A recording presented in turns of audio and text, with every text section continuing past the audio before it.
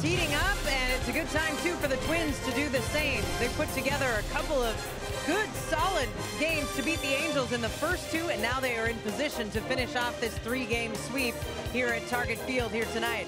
Robbie Grossman is one of the reasons. He's had a solid stretch, batting .333 in his last 5 games. And Eddie Rosario has been producing for the Twins since the middle of June, average of .382, third in the American League in that time. Twins baseball on Fox Sports North is presented by State Farm. Good evening once again from Target Field. I'm Marnie Gellner. The Twins have put themselves in this position to sweep the Angels because they've gotten great production out of different players. Last night it was Byron Buxton who exceeded both in the field and at the plate. He made a great diving catch, or a catch where he went up against the wall right here. That was on the third pitch of the game, and then Buxton followed it up by going 3 for 4 in the field. He stole a base and later scored from second. It's his first multi-hit game, first 3-hit game since the middle of June. He also hit a home run. It was a great day for Buxton all around, but he really was impressed to see that validation at the plate. I know it's been a struggle for me this year, offensively, but you know, just got to stick with it. I know I put in a lot of hard work, and you know, patience is a big key for me. I know I want a lot of things to happen right now, and that's not the way it is. You know, you have to work for it and go out there and know how to take care of things, and you know, it just takes me being a little bit more patient day in and day out. Buxton and the Twins will try to give that same support to Ervin Santana tonight. He's making his final start before the All-Star break. We'll look at Irv's first half finale coming up next.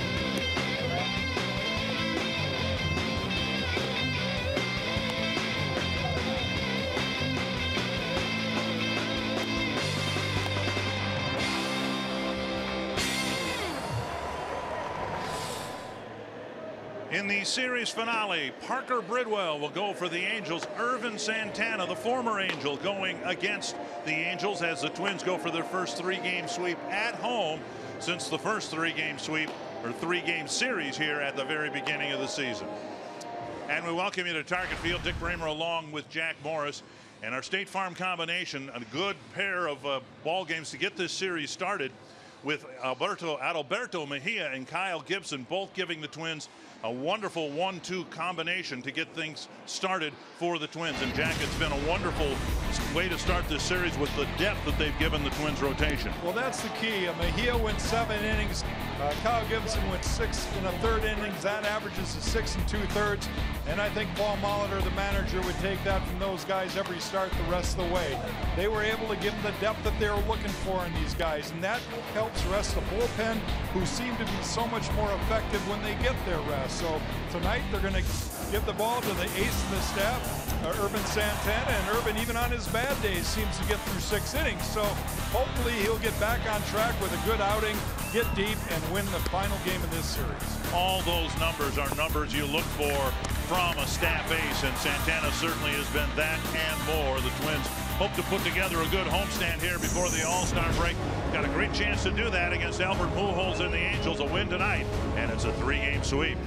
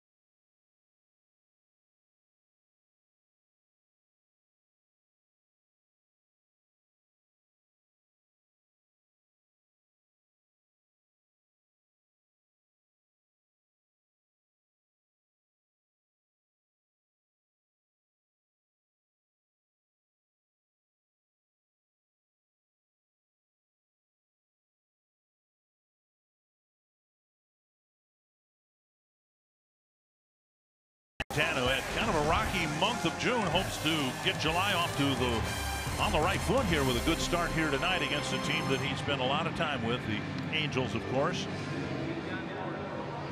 Beautiful night for baseball or hot air balloon riding. You said you were up in one of those once or twice. Yeah, I've been up there. It's really very peaceful. It's a neat experience. Today, obviously a good day to do it.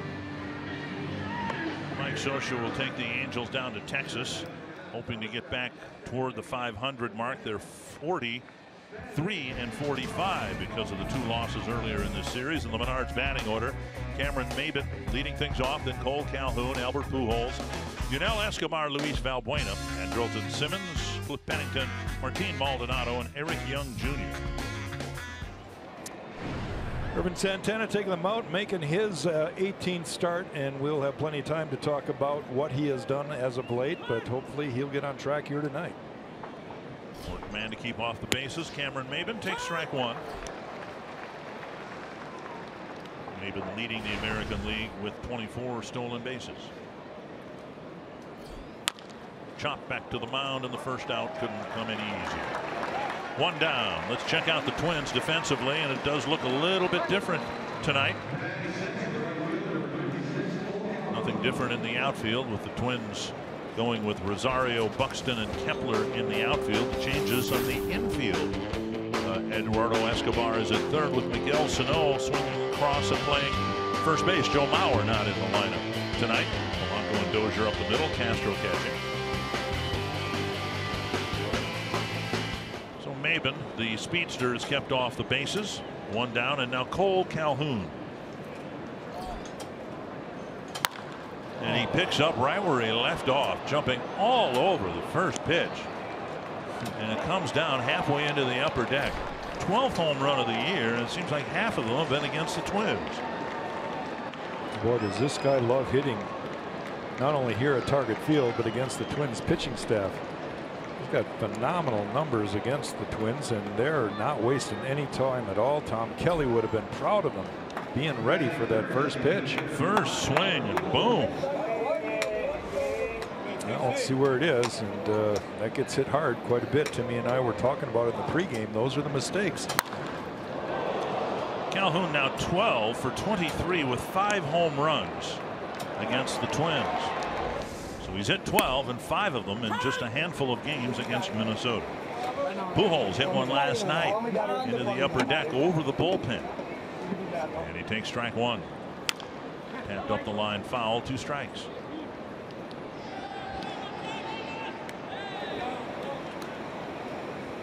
Well, Irvin's kind of trying to change things around here, and hopefully that'll be the only little flaw in his game plan today.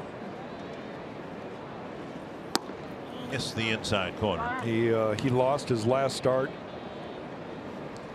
in Kansas City. He has had a tough month of June. He has not pitched all that great here at home this year. And with all that being said, hopefully he will get on track, and Twins will get him plenty of run support, and he'll get deep into the game. His rough month of June started against the Angels back on June 3rd. Gave up 3 home runs, 7 earned runs in 4 innings. Infamously, the 600th home run of Albert Pujols' career, and Pujols here tonight starts him with a single to center. Yunel Escobar batting cleanup for the Angels.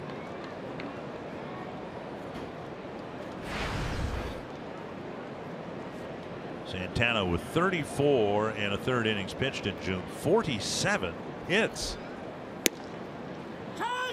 9 walks. That's not out of the ordinary at all, but he gave up a lot of hits. Contrast that to the month of May, when he pitched 42 innings and only gave up 23 hits. So something happened in June, and Irvin's trying to correct it here in July. On the ground, gobbled up by Polanco. A sharply hit ground ball for an inning-ending double play. Some well-hit balls in the first. Calhoun with a home run, and it's 1-0.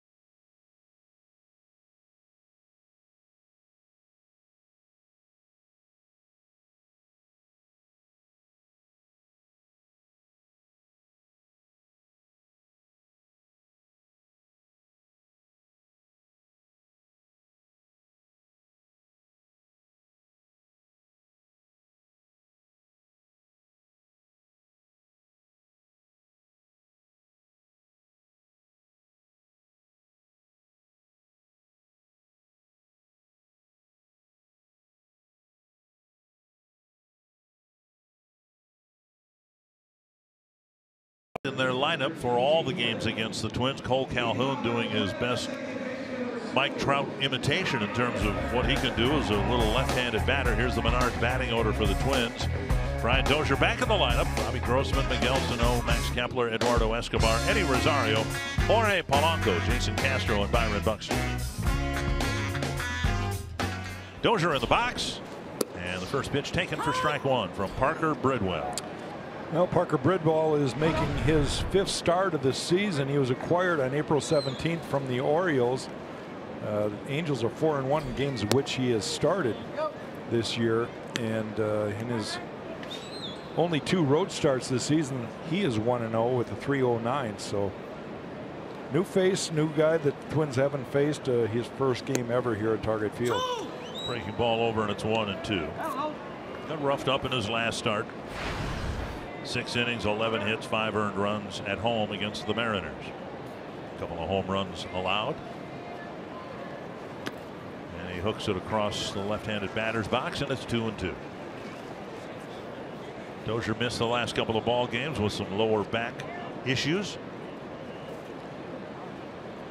Back in the lineup tonight. Took it off the plate. Close pitch, 3-2.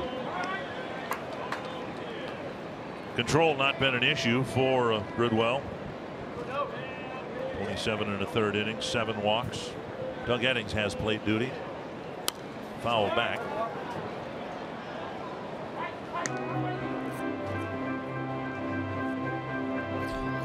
And Grossman on deck. We've seen Brian do more and more of this. For a while we saw him offer at the first pitch, pop it up, put it in play in some way, shape, or fashion. But we've seen deeper counts lately from Brian. And on the ground, a bouncer to short. Simmons comes up firing, and Dozier retired 1 away. Now, what value that is for the next batter, you'd have to ask Robbie Grossman. But I would think, having never seen this guy before, Grossman from the on-deck circle got a chance to at least see what the ball looks like coming out of his hand. Angels pretty good out in the field. They've got Eric Young Jr. in left, Cameron Maybin in center, Cole Calhoun in right, Escobar, Simmons left side of the infield, Pennington getting second base tonight, Valbuena at first, and Maldonado behind the plate. Robbie Grossman to center, and Maybin into a slide to make the catch. Grossman with a hot line drive, caught by Maybin, 2 down. No, Robbie was ready for that first fastball up in the zone. He hit it hard. If you look at Bridwell over the course of it, just a few, let's watch the catch here first. Maybin has to kind of go into a semi-slide, but he had that one in the bag. Bridwell starts his windup with his foot near the first base side of the rubber, and then he actually does a little bit of a crossfire. His step is indirectly towards home plate. It's a little bit on the third base side, but he's a little bit of a guy that I would call a crossfire guy. He steps a little to his right and then throws across his body. Sano swings and misses, 1-1. See where his back foot is on the first base side. He steps and it's a little crossfire, and then he follows through towards first base. It's not straight towards home. Into the seats, 1-2. And here's what it looks like from the hitter's position.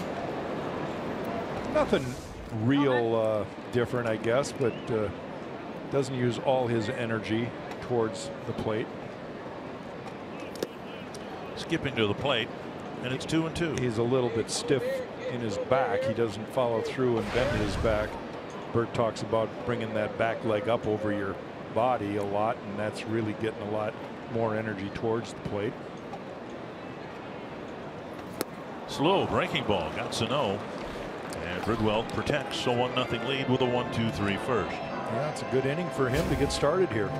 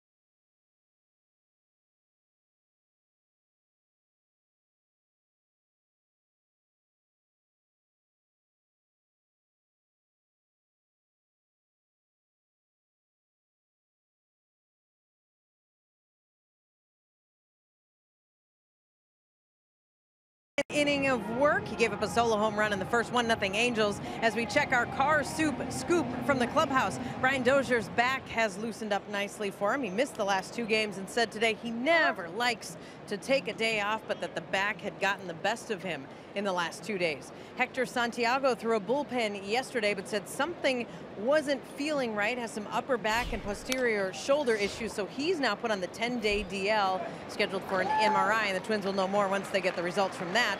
So Santiago was scheduled to start on Friday against the Orioles, and Paul Molitor said Felix Jorge is now the leading candidate to get that start. Dick and Jack.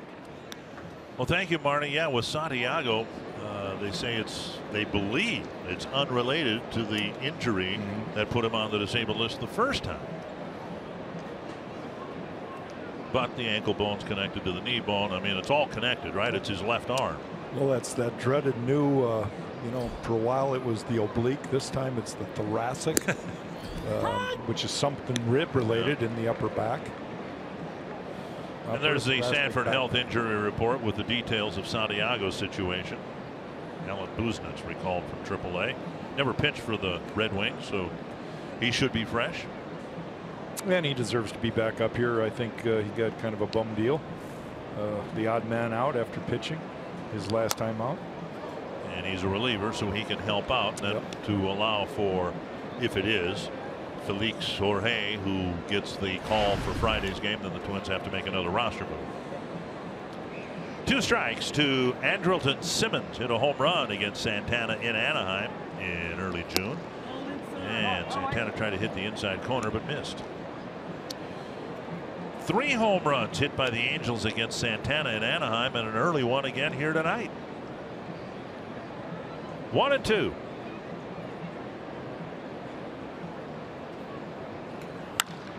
right field, hit well. Kepler back, and it's over his glove. And heading to second is Simmons. A well hit ball. And Kepler's route, kind of an arcing route, and he reached up and the ball sailed over his glove. Yeah, you wonder if the shadows might have played a little bit of an effect there for Max.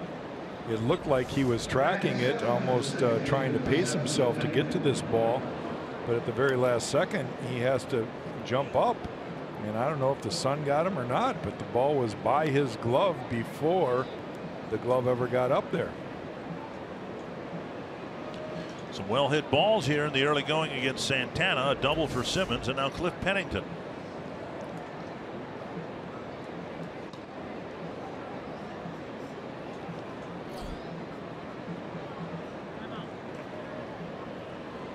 Santana in 4 prior starts against the Angels, counting the one a month ago, 5 weeks ago roughly.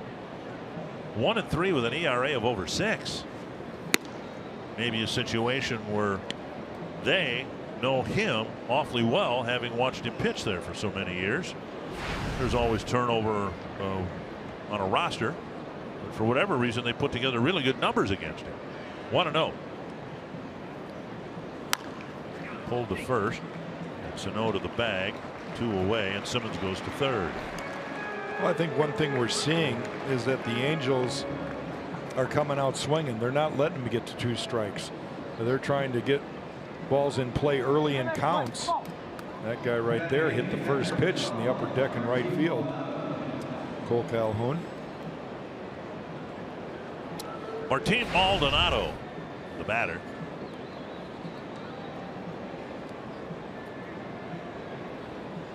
Santana trying to strand Simmons at third base.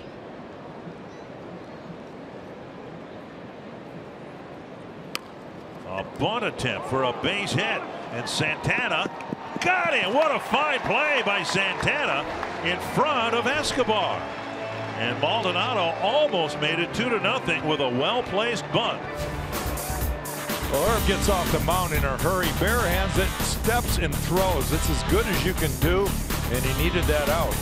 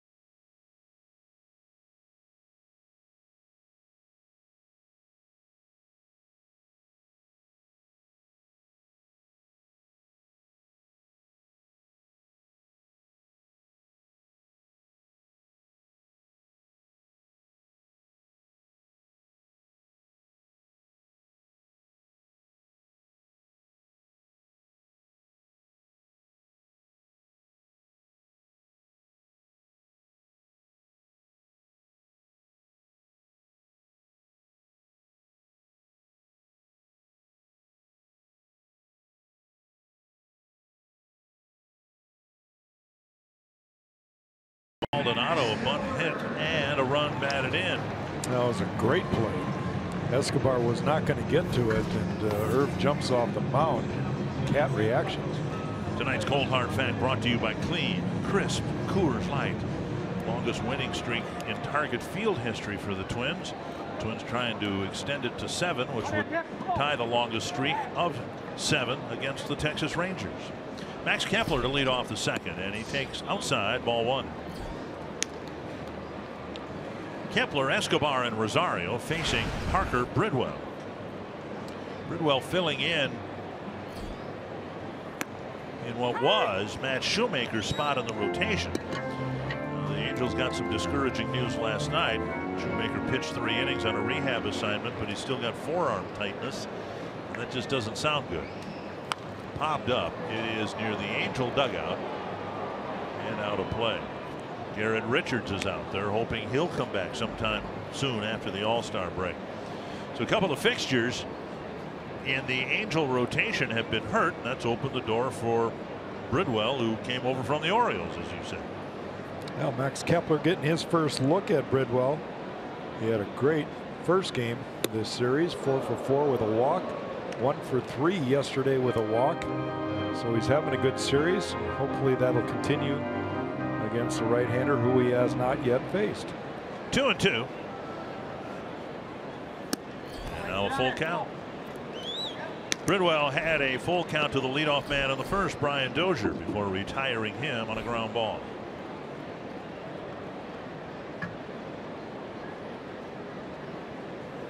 And Kepler took a walk.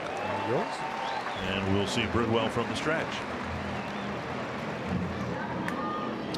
Escobar, the batter, getting a chance to play at third base. Joe Mauer getting the day off. Expect Joe to be back in the lineup tomorrow in the opening game of the Orioles series.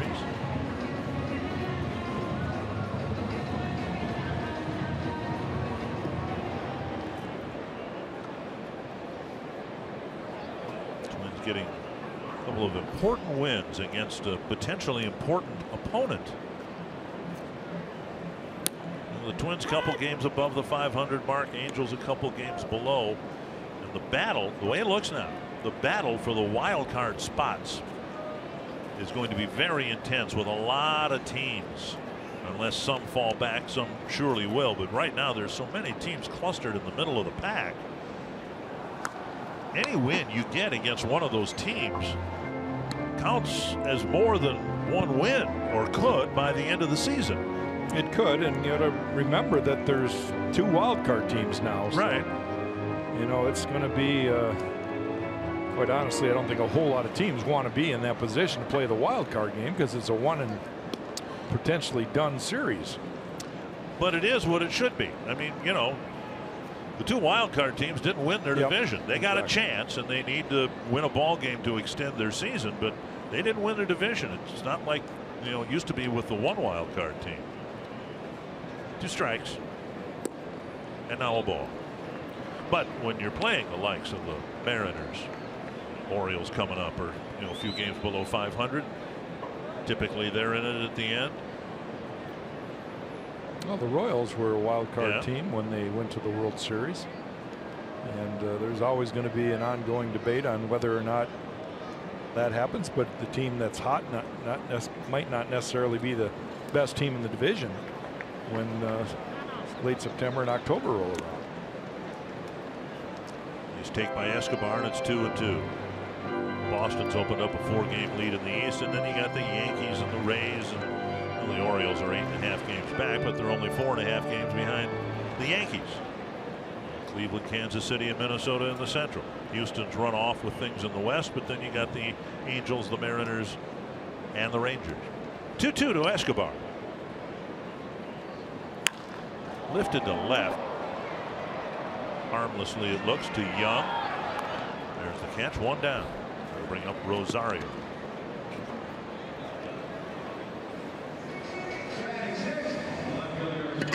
Rosario has had a really good week. 5 hits in 1 game. So he finished the month of June on a high note and enters the game with a .285 average. Tough guy to figure out. Eddie Rosario would be a tough guy to pitch to. other than the fact that if you could throw strike one, you probably don't need to throw strike 2 and 3. But you know, here's a guy that got 5 hits just a short time ago, and all 5 singles that were well hit, and then the next day he swings that balls over his head and in the dirt, and go figure.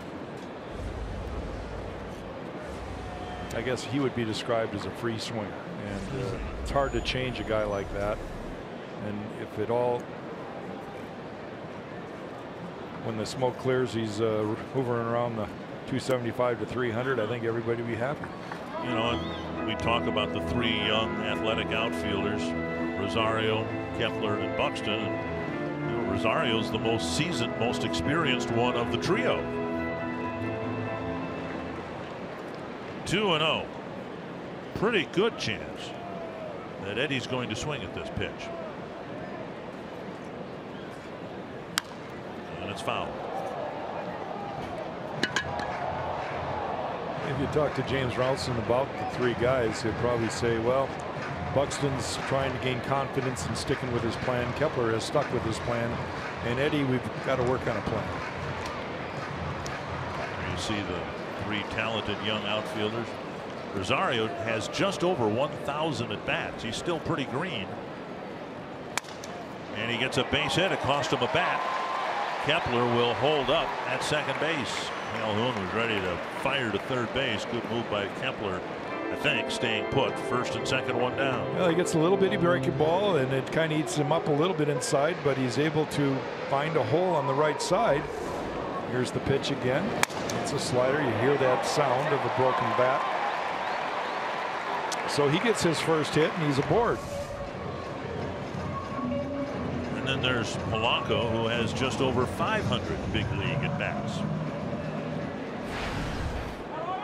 Playing the ball game yesterday. Sometimes we forget that these guys are as young as they are, and you know that we're still kind of learning what's going to happen. What are they going to be? Where are they going to fit in? They have to hurry to stay out of the double play, and he did. Close play at first. Rosario tapping to Pennington. That was a long backhanded flip. You don't see plays like that. Second baseman grab the ball, make a quick pivot, and an overhand throw. But that was about a 30-foot backhand flip. And there's a fine line of where coaches want you to flip or else spin and turn. And it took a little while. Now, Simmons really had something on his return throw from second base as the shortstop, but it was a little too late for Polanco, who got down the line nicely.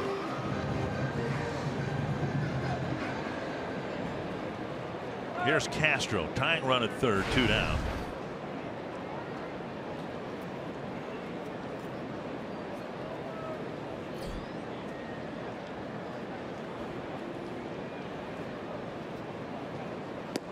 On the outside corner, strike. Castro's picked up his offense a little bit as of late.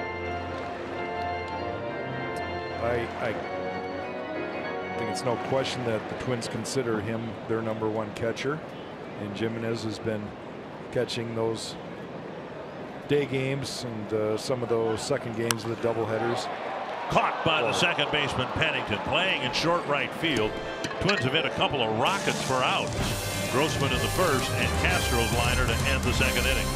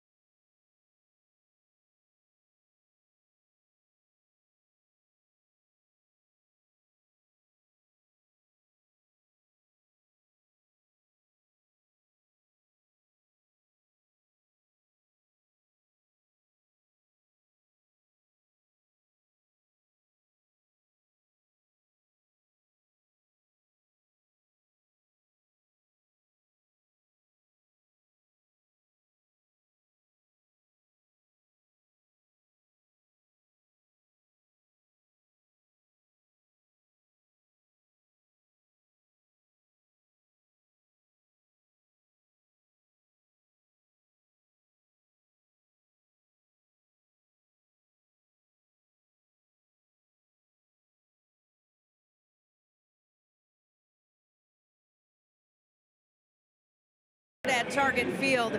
This summer, the Evans family is on a journey. They're following cities along the length of the Mississippi River, and they're running, covering 1,700 miles. Sean Evans is pushing his son, Seamus, in a racing chair, spreading the message of inclusion. Seamus is 11 years old. He was born with cerebral palsy, and his mobility is limited, but his dreams are not. So Sean and Seamus started out last Saturday. They'll finish at the end of the month in Louisiana, and along the way, they are donating running wheelchairs to families in need. And tonight at Target Field in a pregame ceremony, the family donated 3 running wheelchairs to families. And Sean, I think what you guys are doing on this journey is just so inspiring and fantastic, even better than the play Miguel Sano just made there. What has the journey been like on only day 5 here? Oh my gosh, what an honor, first of all, to be presenting chairs on Target Field here with the Twins tonight. That's just a dream come true for all of us. And the journey's been great so far. 5 days, we're about 300 miles in, and we got a few days left to go, but the kids that we're donating chairs to are what keeps us going. How's your body? How are your legs? Everything's holding up pretty good. You know, we've worked through some tightness, and Seamus' younger brother Simon is my personal masseuse. He keeps my legs loose, and away we go every day. Here's Simon next to you, and here's your wife, Nicole, behind you. There's Seamus on the end. And Nicole, I know you play a pretty good role in this too. How does this work with Sean and Seamus running, you and Simon behind? How does the whole thing keep going? It's like a big giant game of leapfrog. We drive up 5 miles, wait for them to get to us, fuel them, hydrate them, and then they're on their way again for the next 5 miles. And we do that for 1,700 miles. Amazing. Just absolutely amazing. Thank you so much for joining us tonight. Best of luck on this journey. It's a fantastic story. What you're doing with the donating the running chairs is fantastic. Best of luck to you. Thank you so much. Thanks for helping us to share our story. We appreciate it. You're more than welcome. How about that, Dick and Jack, the Evans family and what they're doing, and with a stop here at Target Field. Inspirational. Well, it surely is. Thanks, Met Mark. Seamus and Simon before the game. They actually went east to west across the country last year, and now this year they're going north to south. It's amazing. 1-2 to Cameron Maybin. Swing and a miss, and Santana has his first strikeout, 2 down. Now we'll see what they do with Cole Calhoun. Would it be against protocol to just intentionally walk him? Well, how about not leaving one out over the plate? That might be a good start. 2 quick outs here for Irvin, and he's seemed to be settling in a little bit. My goodness. He's got 2 outs in the 3rd. He's only thrown 22 pitches. Beautiful. Calhoun hit a home run on the first pitch. Santana served him in the 1st inning. And there's a strike with a fastball. So far, Calhoun is 4 for 10 with 3 home runs against Santana. He homered against him in Anaheim in early June, and then the 1st inning home run tonight. And Herb starts him out with a fastball pretty much down the middle. That's gutsy right there, but I think he locked him up with it. You know, a lot of hitters think, okay, I hit a first pitch fastball. There's no way he's going to throw me another one, and he does. So that's the feel, kind of describes the feel that I talk about with Irvin Santana.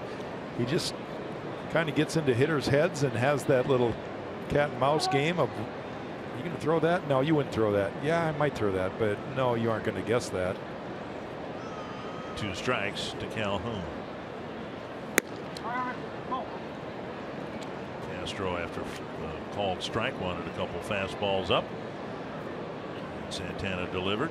Tough to lay off those. If you're a hitter that's locked in, you have a better time doing it, but the natural instinct is you see the ball up, light or high, your eyes light up and you just want to crush, and most guys just never get the bat on top of the baseball and swing under it. 1-2 from Santana. Called back. There's a case in point right there. That ball was elevated just enough and inside just enough that Calhoun just lucky to get a piece of it.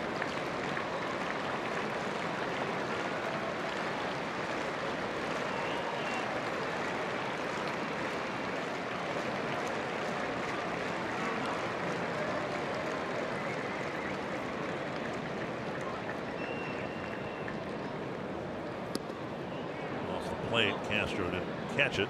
Carried off Doug Eddings' ankle. Little change up, sinker down and away. Almost looked like Castro was a little crossed up on that pitch, the way he made an effort to catch that ball. I wonder if that's the result of trying to frame a pitch. Could be. The ball centered Could in be. your glove. He kind of caught it off his heel. Changeup got him. Santana with a 1-2-3 third inning, including a couple of strikeouts. It's still 1-0. Well, last pitch located a lot better. You see the break, the late break, back foot slider.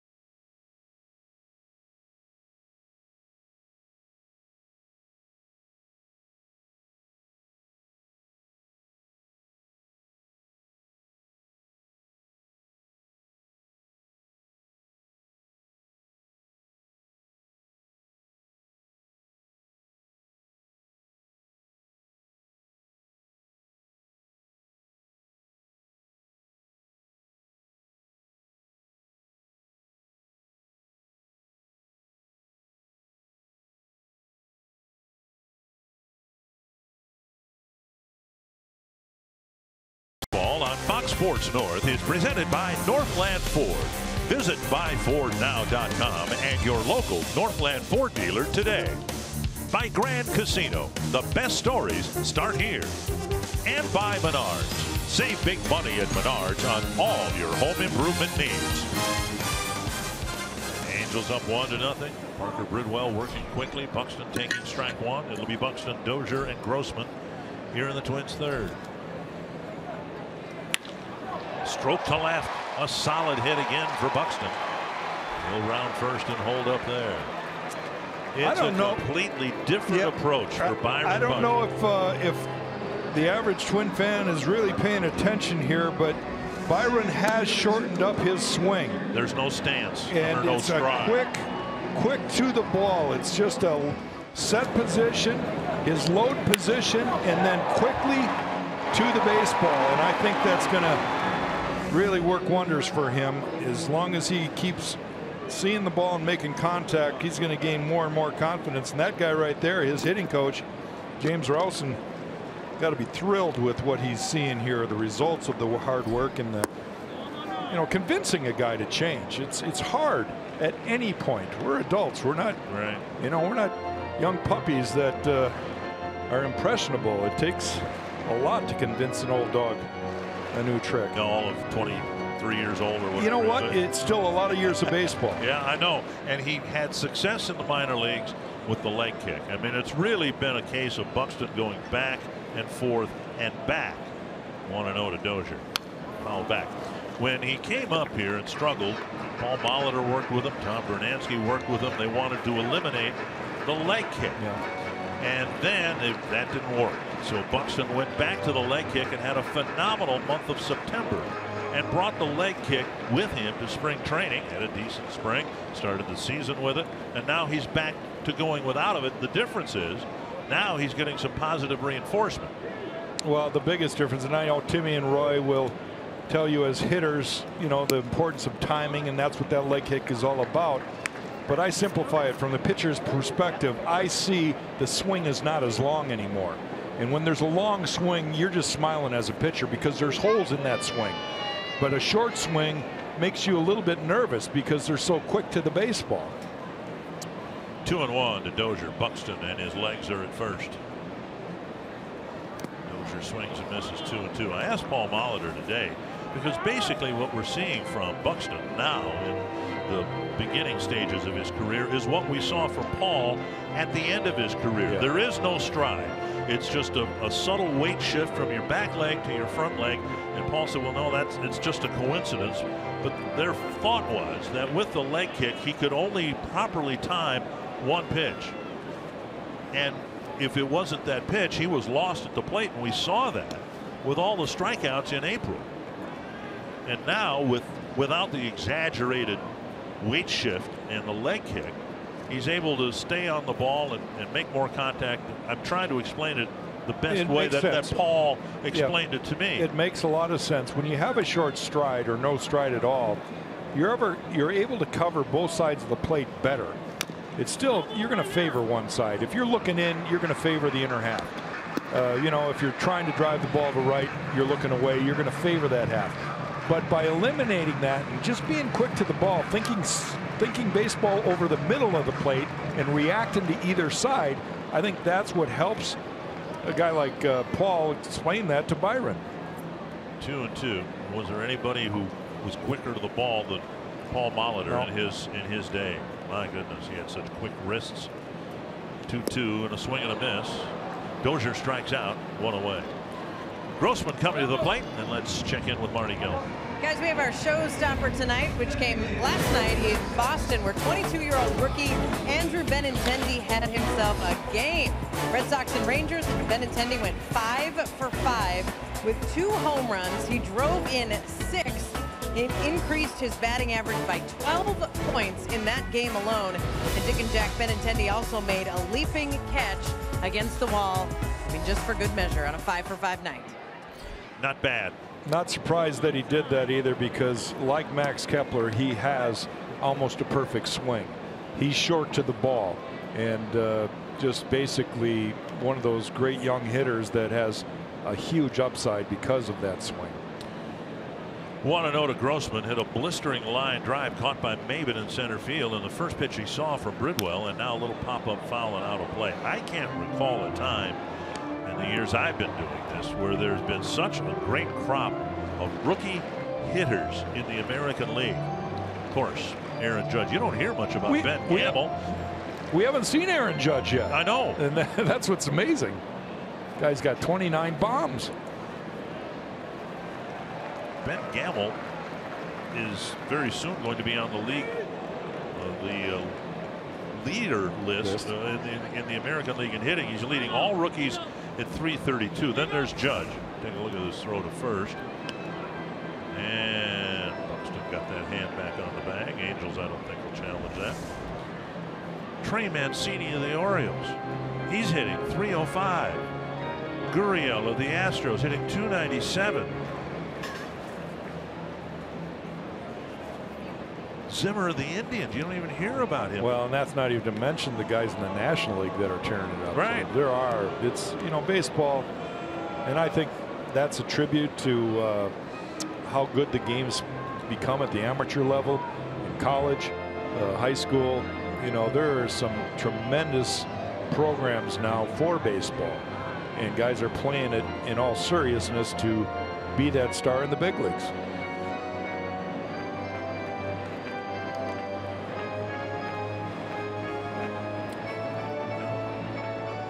Mancini and the Orioles will be coming in. He's got 14 home runs. He's got 43 runs batted in.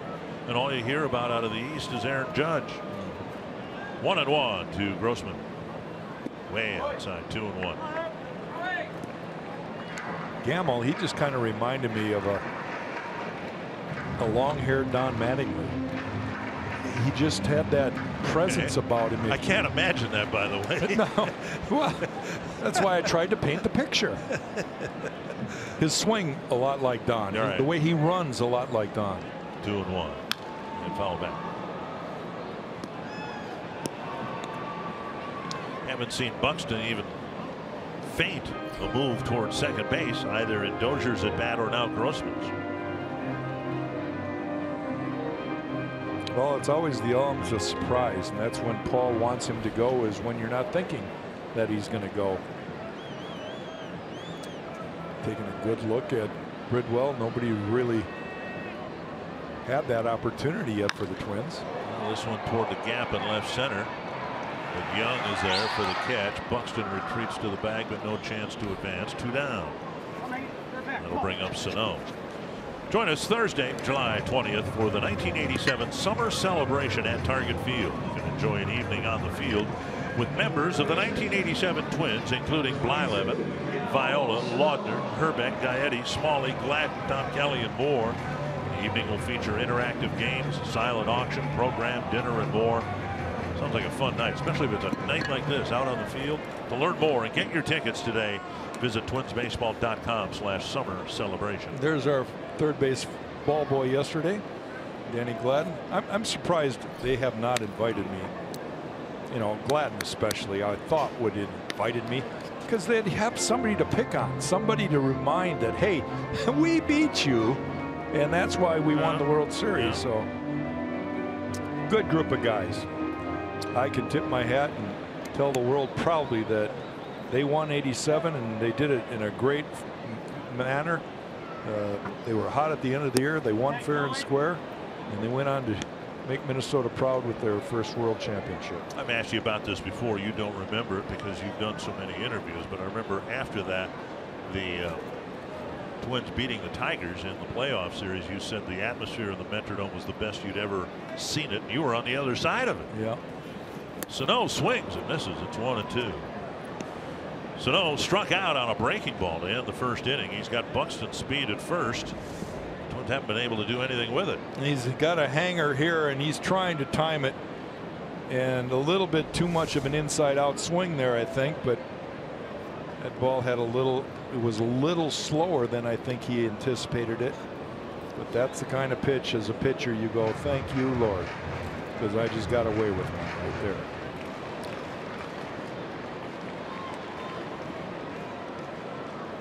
Bridwell paying a lot of attention to Buxton. He's still at first. 1-2 count to Sano. Out and away, 2-2.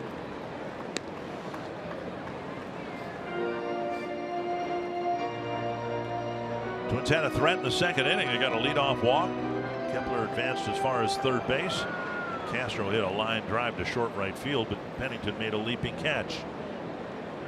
Twins in search of a 2-out hit from Miguel Sano. Inside now, 3-2. Valbuena looking in the dugout. Do they want him to hold Buxton or not? Sano doesn't wear out the right side of the infield very often, so I'm guessing they'll let him, or ask him to hold Buxton. And that said, he's going to go behind Buxton.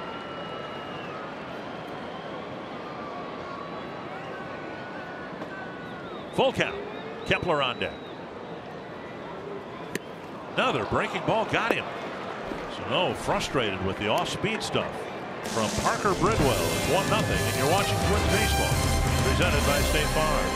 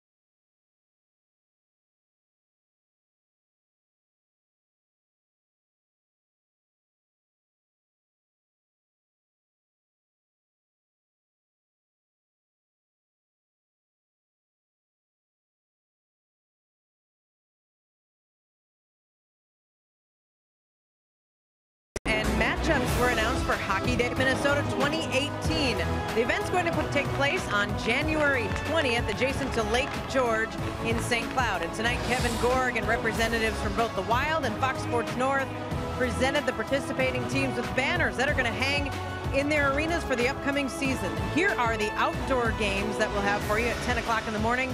For the boys, St. Cloud Cathedral against St. Cloud, which is the merging of Tech and Apollo. At 1 o'clock, a college women's game for the first time, live outdoors. Minnesota Duluth and St. Cloud State, followed by Centennial and Moorhead, another boys game. College men's matchup is Minnesota State against St. Cloud State, and we'll top it off with the Wild hosting the Tampa Bay Lightning, and that's coming up. Hockey Day Minnesota, Dick and Jack on January 20th. Thank you, Marty. It'll be great for the great city of St. Cloud. I spent many a winter night at St. Cloud State skating on the lake there. Not competitively, obviously. Pujols, who in the first inning got his 2,900th hit, now is one hit closer to the 3,000 hit mark. Now, ball, it sort of gets under the glove of Polanco at short. I don't know, as though he could have come up and made a play on Albert. You never know. He doesn't run all that great anymore. Meanwhile, Santana filling up the strike zone. 11 out of 12 first pitch strikes. Inside, he's facing his 13th batter, and he's thrown 31 pitches.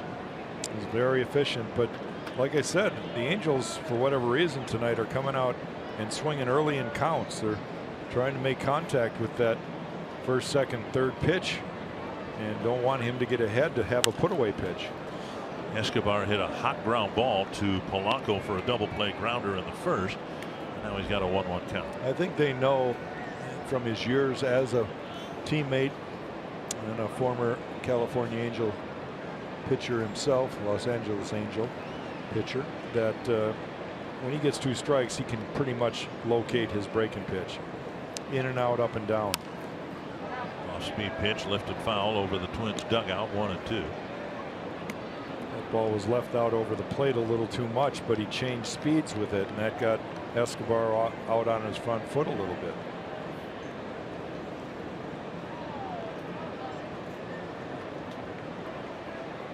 Twins defense at double play depth straight away. So no holding on the runner. Off the plate, dugout by Castro, 2-2. Thankfully, the Twins are not in a division that has gotten set up the way the American League West is. I think a lot of people thought Cleveland would be a runaway winner in the American League Central, but that's not been the case, as it is in the West, where Houston has a 16-game lead over the second place Angels. To center, Buxton back. There's the catch. Pujols bluffs a tag, but Buxton would have to fall over dead in center field for him to get to second base. 1 down. Well, Dick, we were talking about it before the game. Houston, as good as they've been, they're sending a guy to the mound tonight that isn't exactly lighting up the world.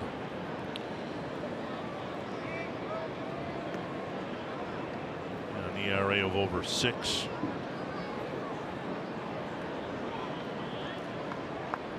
As good as they are, even they have rotation problems. Swing and a miss by Luis Valbuena.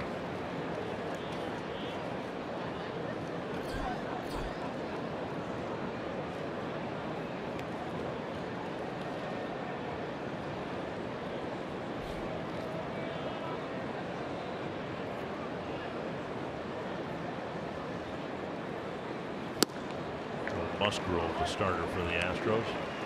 2 strikes. Astros currently leading Atlanta, top of the 4th inning, 1-0. So Musgrove, a guy that has struggled, currently holding on to a shutout. And San Diego's leading Cleveland 3-2, top of the 6th inning. Last night the Padres beat Corey Kluber 1-0.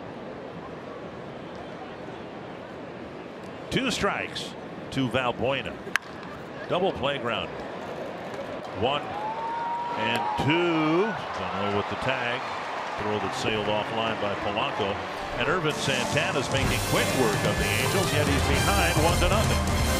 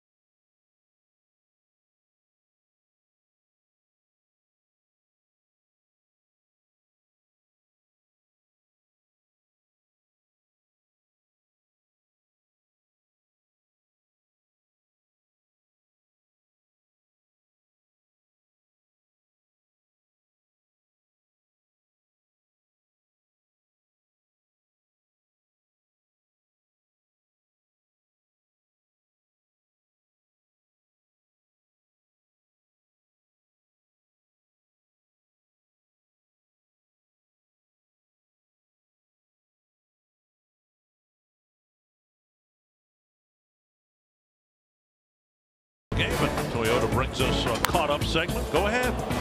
Well, on the first pitch of the game to the second hitter, Cole Calhoun hits a 417-foot home run. That's the only scoring. Parker Bridwell, very nice start to his game. Couple hits, 3 strikeouts, and Irvin Santana is really settled in since that home run.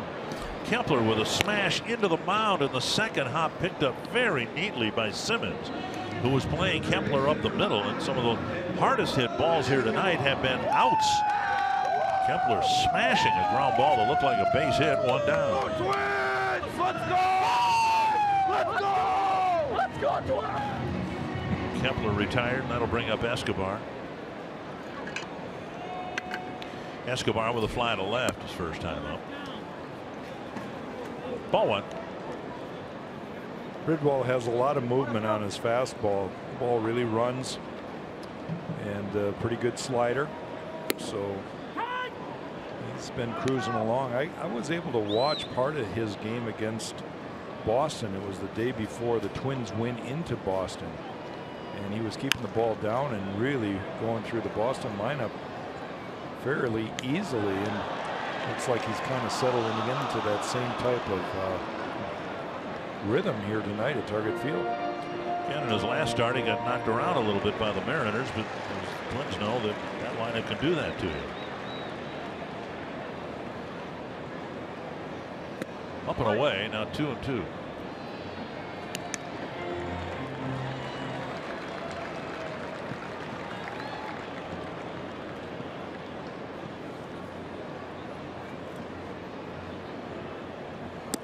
At the knees, 2 down. Second time through the order. And Bridwell's retired all 5 batters. Now again, a very good fastball in the fact that it had late movement, kind of down. It's almost like a hard sinker. It starts about middle of the plate, hits the bottom part of the strike zone, a pitcher's pitch, and it just froze Escobar. 4th strikeout for Bridwell. Rosario busted his bat, but bled a single into right field in the second inning. Breaking ball on the outside corner. Boy, he's really mixed his pitches well. Gotten ahead of hitters. We talked about Santana's low pitch count. He's trying to get his 12th out. He's only thrown 57 pitches.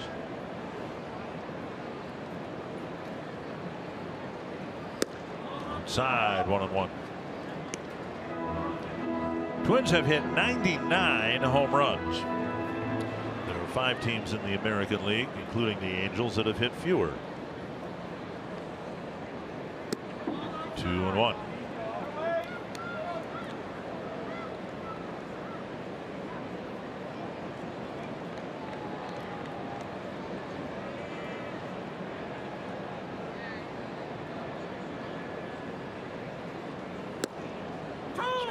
Outside corner. Oh, he's got command of all of his pitches. There. Yeah. Fastball, slider, changeup, and he's throwing his secondary pitches just as efficiently and as effectively as his primary pitches fastball. Rosario lifts it to right field. Heading back is Calhoun, and that ball is high off the scoreboard. And Rosario at second with a double. It looked like it hit the top of the scoreboard and then came back onto the field of play. And it's the second time we've had that ball hit off the top of the scoreboard in the last 2 homestands. This is the top of the scoreboard right there, and that's where I think it hit. Laz Diaz, here's the top of the scoreboard, not up in this area by the flower garden. That's the line where it would be a home run. They're going to ask for an umpire review. If it hits that area on top, then hits the white gate, then it's a home run, and it's hard to tell. Well, I think it hit in this area and then bounced up into that gate. Well, then it's a home run. And has to be. No, it didn't hit the gate. It hit the back part above the scoreboard and then came back. But not the white gate. Right. Right. Okay.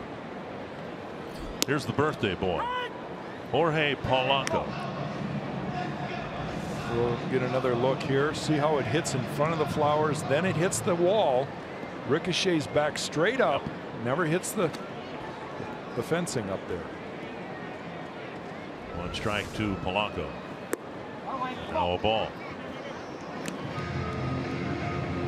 In either case, the Twins have a runner in scoring position. Again, if the bounce, we're talking about this being a game of inches. If the bounce had gone over that back wall by the top of the scoreboard and hit the gate, it would have been a home run. No, that would have been a ground rule double. Oh, that's got to be a home run. It's only a home run if it goes over the top part of the wall into the flowers. But that's like it hit the top of the scoreboard, then bounced straight up. I'll bet you a buck. I'll bet you a buck. Well, if that ball hits the white gate, it's a home run. Not if it hits the scoreboard first. Yes. It hasn't been grounded on the field to play. Be like the ball hitting Canseco in the head, bouncing over the wall. Well, if that's the way the official, ground rules are. But how can it be a home run if it doesn't go over the fence? If it hits the top of the wall, then hits the white gate. It's as if the ball.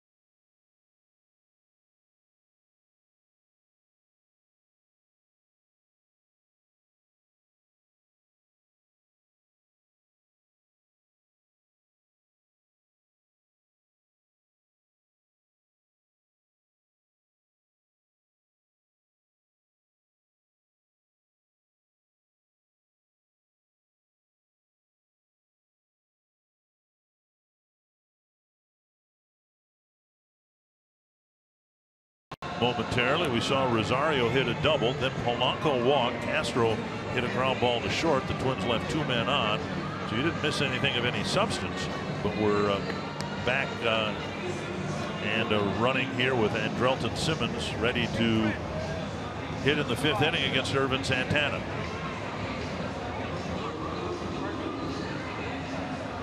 Well, both pitchers being very efficient into this game. Irvin Santana 12 of 14 first pitch strikes. Bridwell is 11 for 17. There's only been 4 hits for the Angels, 3 hits for the Twins. Simmons, Pennington, and Maldonado will hit for the Angels here in the 5th inning. The only run of the game, Calhoun's first pitch home run with 1 out in the 1st inning. Twins have had threats to score. For that matter, so have the Angels. They got a 1-out double from Simmons in the 2nd, but left him at 3rd base. So again, we apologize for the power outage, but as I think you can surmise, we had nothing to do with it. I don't know what caused it. I don't know what made it better, but we're back up and running. Well, there was a surge here at Target Field. The scoreboard went out for a little bit. Some of the lights. But we're back. Something you might, I would, associate with a thunderstorm, but there's not a cloud in the sky, so it wasn't that. 1 strike to Simmons, then Pennington, then Maldonado. Busted back. And Escobar across to Sano, 1 down, and that'll bring up Pennington.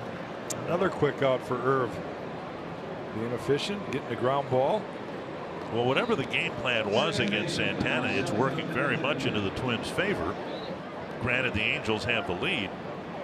Well, what's happened is Irv has not thrown those first pitch fastballs up and over the plate. He's starting to throw the slider first pitch, and he's getting some weak contact, and that's why he's had such an efficient start to this game.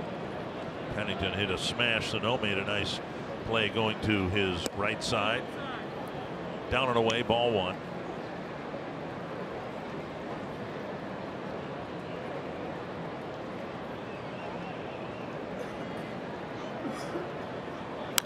Fouled away. 42 pitches for Irvin Santana. 33 strikes, a strike percentage of 78. And he's getting outs here in the 5th inning.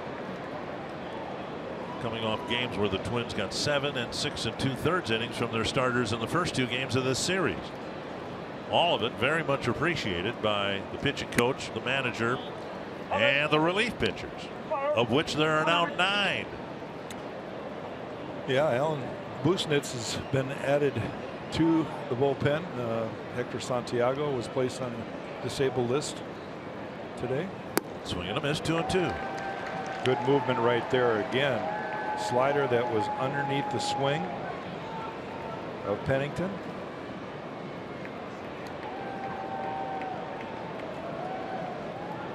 Two and 2. Santana with a couple of strikeouts. Up and away, 3 and 2. No walks. And the 4 hits allowed.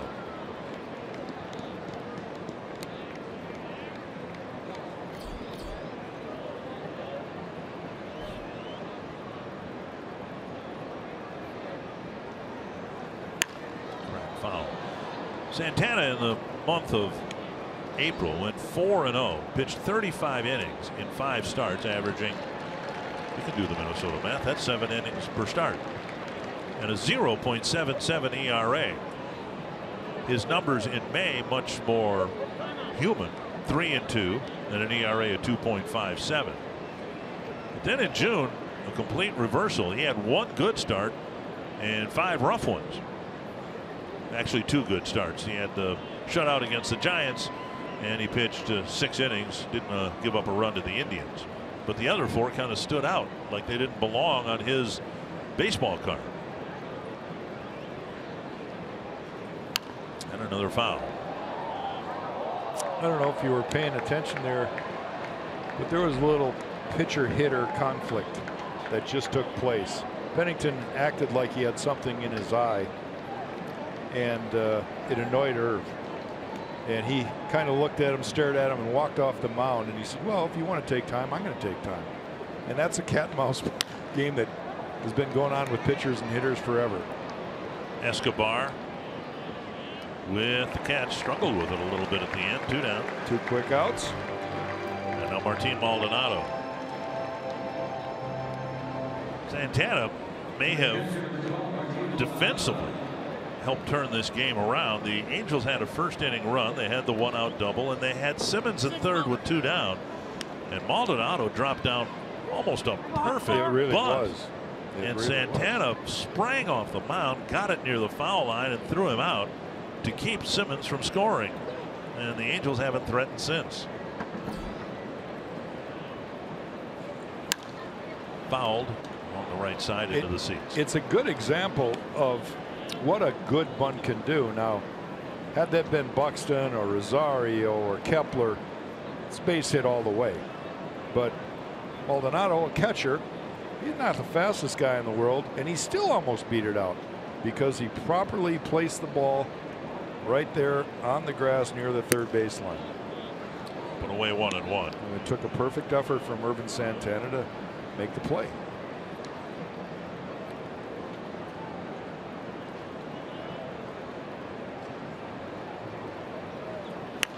Popped up near the Angel dugout. And out of play. 1-2.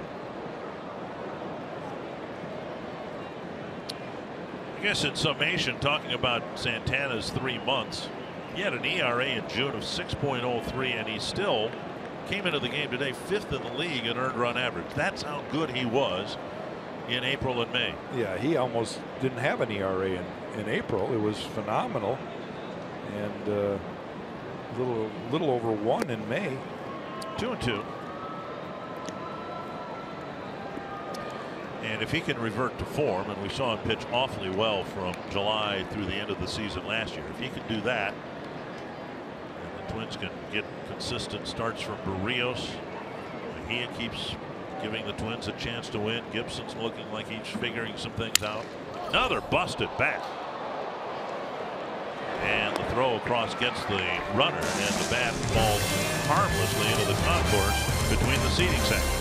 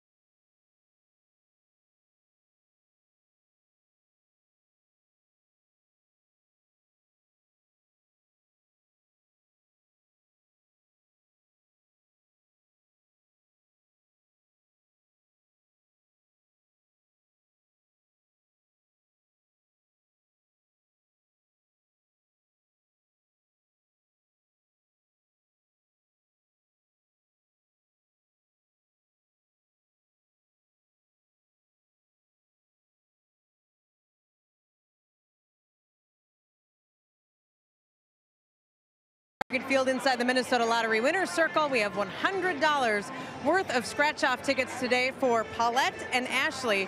Mother and daughter both have birthdays this week and are both celebrating at Target Field. And Paulette, you said Ashley's your youngest of 4, and you've grown up together with the same birthday in the same week. What's it been like to always be able to celebrate together?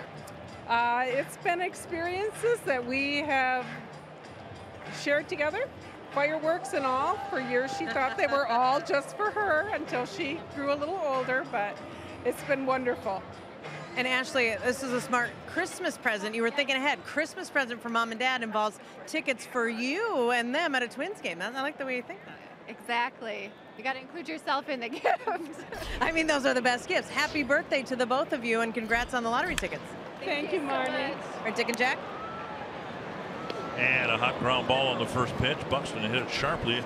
Simmons backhanded it. He's quickly retired. One down here in the 5th inning. Now I have here in my hand a crisp. No, it's not even crisp. It's it is an 8-year-old $1 bill that I'm presenting to you because I was wrong. It's good.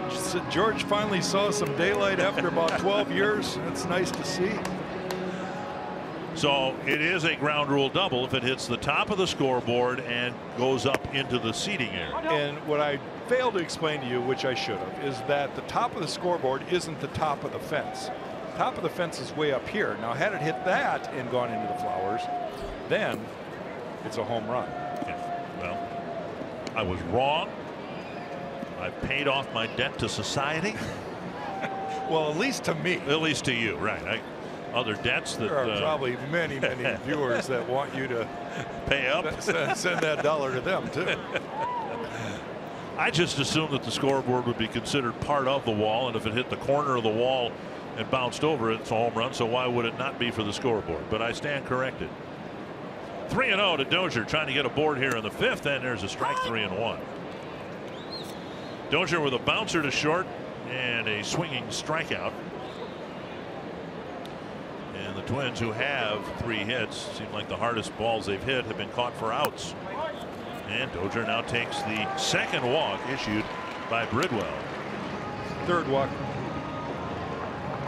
Yeah, I'm wrong again, but that's not going to cost me a buck. No, that one wouldn't. We didn't argue over it.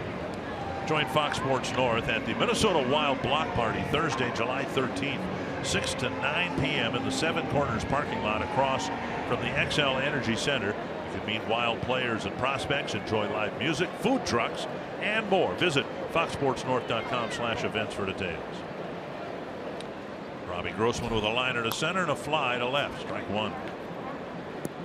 Bridwell has been very good at eliminating or not having the Twins barrel up baseballs. They haven't hit much of anything hard. 3 hits in the game to go with the 3 walks, so they have had as many free passes as base runners. Another one hit in the air.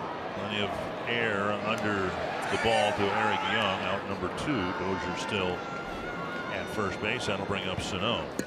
Only in Minnesota can you go trout fishing, watch live horse racing, or play cards all in one location.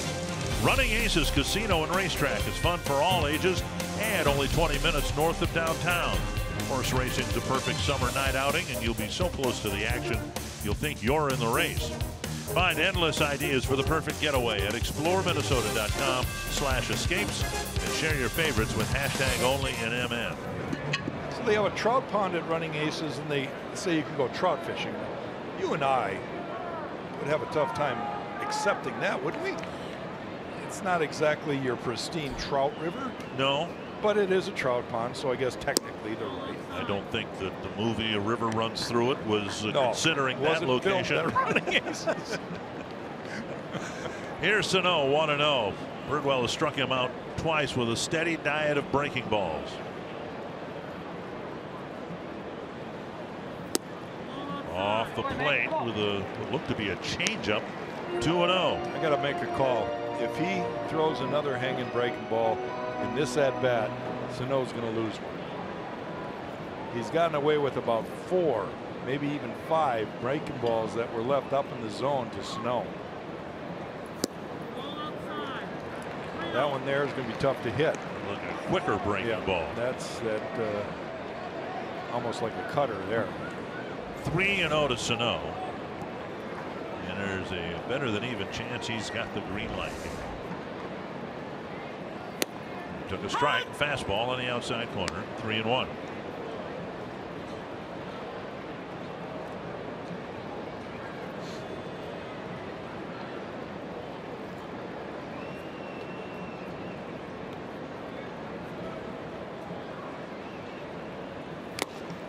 Fastball challenging him. He got a foul tip 3-2. You can see after the second strikeout that Sano was really frustrated. He'd like nothing better than to cream one against Bridwell. Well, he's tracking the ball well, but he's just a little bit tardy. We saw that in Boston. Of course, those guys were ringing it up there in the high 90s. That last pitch, 93. Strike 3, a called third strike. Shaving the outside corner. And we head to the 6th, 1-0. You're watching Twins baseball presented by State Farm.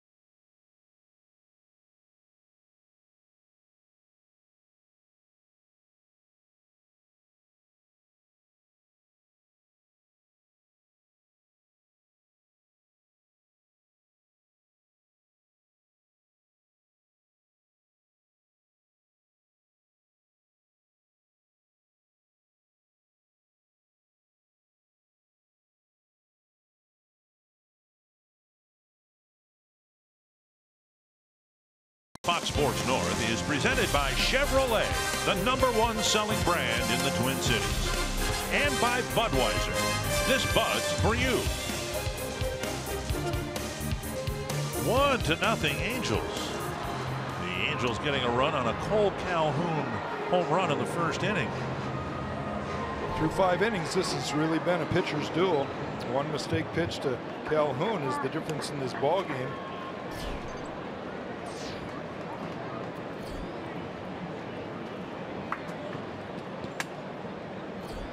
So we go to the 6th. And a high fly off the bat of Eric Young Jr. Buxton with the catch, 1 down. Another first pitch strike out.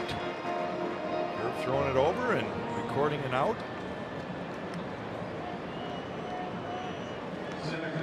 One down, and now Cameron Maben going to come back here to the mound to start the ball game. Then went down swinging in the 3rd.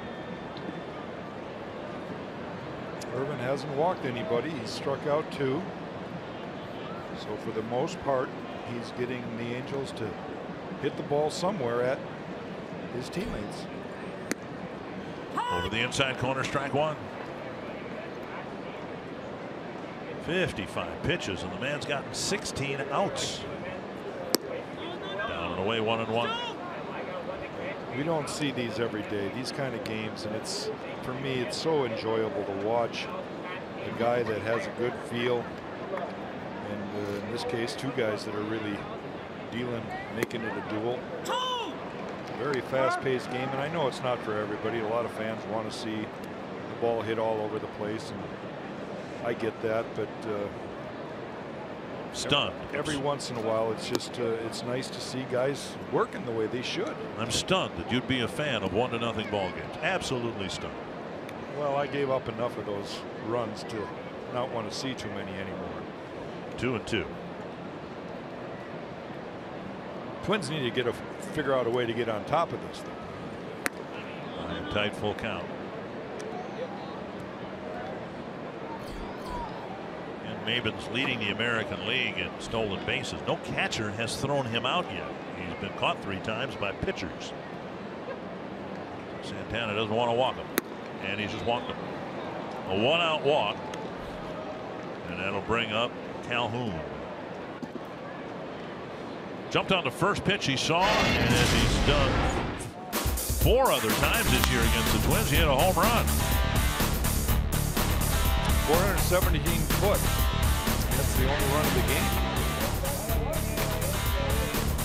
And now he'll come up here. Santana struck him out to end the 3rd inning.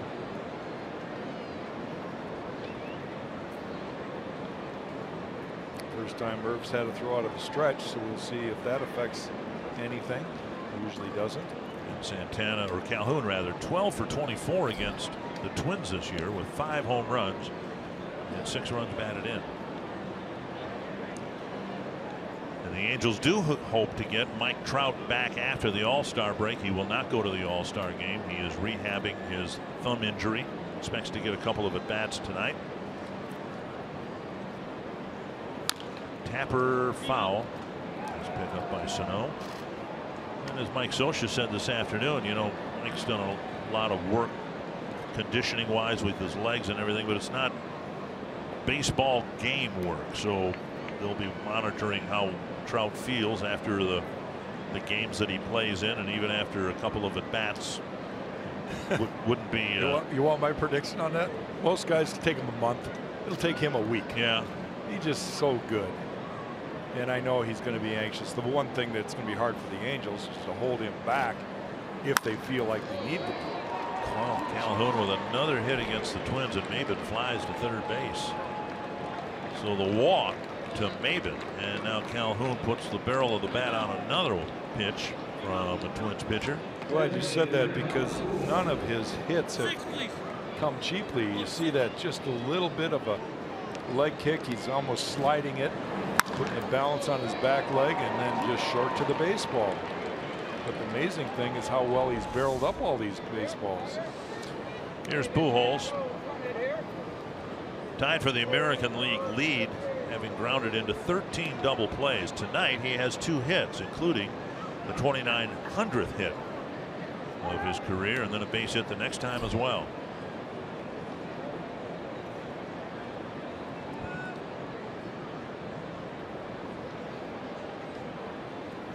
Strike 1. So Pujols marches toward another milestone. It's just now 99 hits away. Probably won't get that milestone this year. Adrian Beltre will probably get his 3,000th hit, and there's a chance it might be here at Target Field. If Beltre gets a hit a day, he would get his 3,000th hit right about the time that the Rangers come here in early August. And it's on automatic lock. 3,000 hits. There's nobody that's not in the Hall of Fame with 3,000 hits, is there? Yeah, but for back in for reasons that have kept a lot of people out of the Hall of Fame. 1-1. Rafael Palmeiro is a member of the 500 home run club and 3,000 hit club, and he has not gotten in. Pete Rose, those kind of 1-1 to Pujols. Santana's already gotten 2 ground ball double plays, and he is in need of another one here in the 6th. 65th pitch of the ball game, and it's to right center field and short. Kepler with a diving catch, and Maben was playing a third of the way down the line. He will not score. A great catch by Kepler, but I think a base running blunder by Maben, who would have scored had he been set up on the bag anyway had that ball dropped. 2 down. Yeah, that's a tough one, and he's going to need the help of third base coach Ron Renneke. You can see it's going to be a diving play for Kepler, and the cool thing is Kepler gets the ball right to Dozier right away, because he's not going to be able to get anything on a throw. Look at him flip the ball to Dozier. Maben, meanwhile, is playing a little bit halfway, because he doesn't know if that ball's going to drop, and if it does, he's going to score anywhere. And Albert Pujols is going, come on, man, I just lost a ribby. So first and third, 2 down, and now Yunel Escobar. Maben standing on the bag, and that ball drops. He walks home, doesn't he? Strike 1 on a check swing. And Escobar is vehemently asking home plate umpire Doug Eddings to check with the first base umpire after Eddings had already made the call. Well, Escobar needs to be quieted down, and Eddings is a pro, and he did a great job. And now Mike Scioscia is going to maybe make sure that Escobar takes a chill pill. 1 strike to Escobar.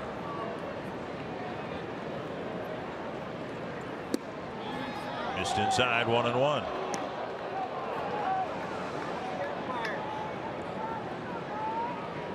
Escobar wrapped into a double play in the first, hit a fly ball to Buxton in the fourth.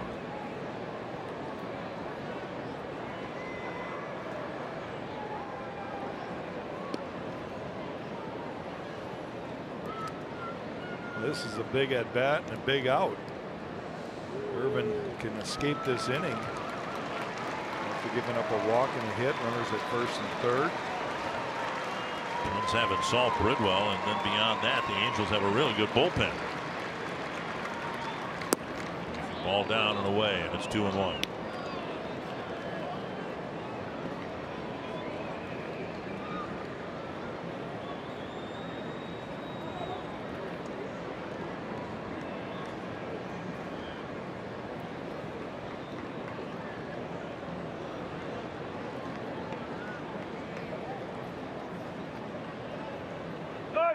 Runner goes, called a strike. Here comes the throw home, and Maben scores. Maben on a delayed steal of home comes home with the second run, scoring a few minutes after he maybe should have scored on the fly ball. Angels executed that perfectly, and the Twins usually give an indication to the shortstop and second baseman as if they're going to throw through or not. They do throw through, but Dozier is standing at second base, and if they know he's throwing through and the runner goes, they typically are going to have to make a shorter throw. Dozier maybe catching that ball on the grass. Angels did a good job of manufacturing that run. And Calhoun does get second base, and now it's 2-2 to Escobar, and strike 3-1 pitch after the fact. Throw him out. And now Escobar's been thrown out, throws his helmet, drops his bat, and barks at Eddings. Eddings was willing to take one dose of that, but not the second. So the Angels get a run, but they lose their third baseman and may lose their manager.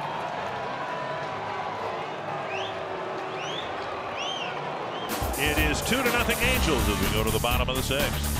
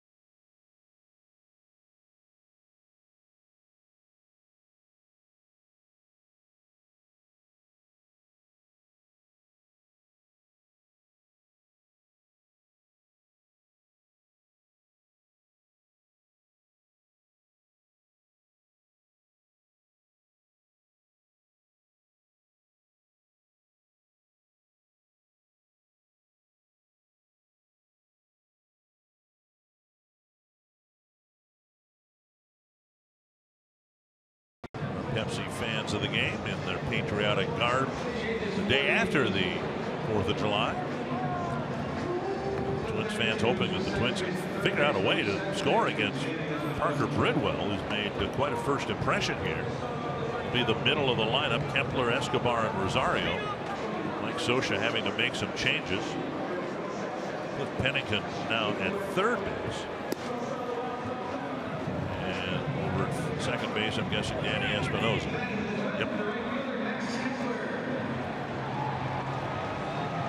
Well, not the kind of changes that Mike Scioscia wants to make, but he's forced to. Well, you want umpires to forget things and move on. It's incumbent upon the players to do the same thing. I thought home plate umpire Doug Eddings handled it perfectly. He didn't show him up in any way the first thing, and then he pops off and says something else, and he didn't even argue with him after he threw him out, just walked away. Kepler, Escobar, and Rosario hitting here in the sixth. Bridwell's been very impressive. 85th pitch is tapped foul, and it's 0-2 to Kepler. Drew a leadoff walk on the second, was left at third base, and then bounced to short in the fourth. 14-22, first pitch strikes. So like Irvin, he's been filling up the strike zone in counts early, working ahead. Little pop-up playable for Pennington. Makes the catch, one down. Target Field is a great place to spend time with the people who are important to you. Groups of 25 or more are eligible for discounts on tickets, and per ticket fees are eliminated. You can arrange your group of 25 plus today by visiting twinsbaseball.com/groups or call 800-33-TWINS and ask about a Twins Target Field group outing. Here's Escobar 0 for 2. And a foul, one strike. Escobar seems like he's a little mixed up in this sequence of pitches from Bridwell. He's a guy that's been pretty hot for the Twins. He's in the lineup because he's been consistently getting on base, but first two plate appearances, fly ball to left field and strikeout. It's almost like he's caught in between. 1-1.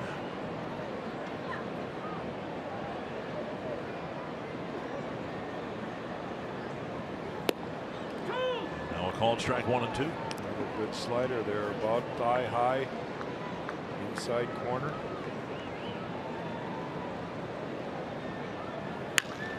Driven foul by about 5 feet. Still 1 and 2. Padres have opened up a 6-2 lead over Cleveland. It's in the 7th inning at Progressive Field. Twins started the day like the Royals did, a game and a half behind Cleveland. Growing concern, of course, everybody in baseball wishing Terry Francona the very best. Still in the Cleveland Clinic undergoing tests. High and tight, 2-2.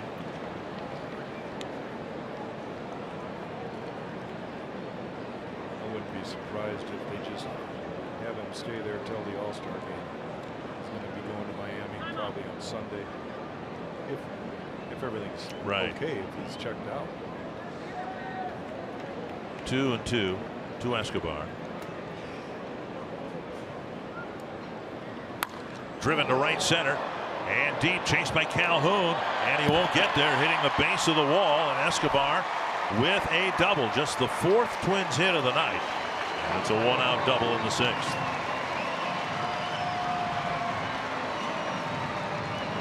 Twins have been very few base runners, so again we have a runner in scoring position. Decent breaking ball, but this time Escobar goes down and gets it. I think Eduardo's a better low ball hitter than high ball hitter, and he barrels up that one.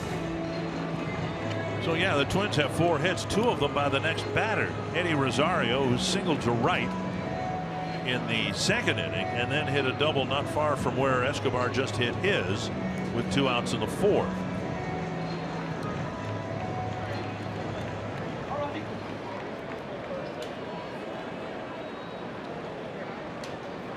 Escobar's average up to 290, or excuse me, Rosario's average up to 291, and he takes low ball 1.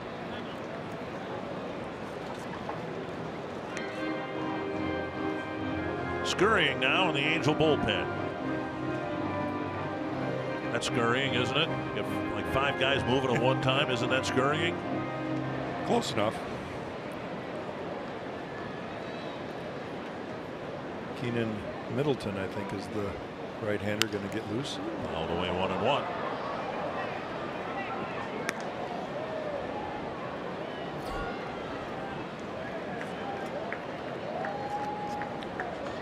Twins have had 2 runners in scoring position prior to this. Kepler, who walked in the second, got as far as third base, and Rosario's 2-out double in the fourth.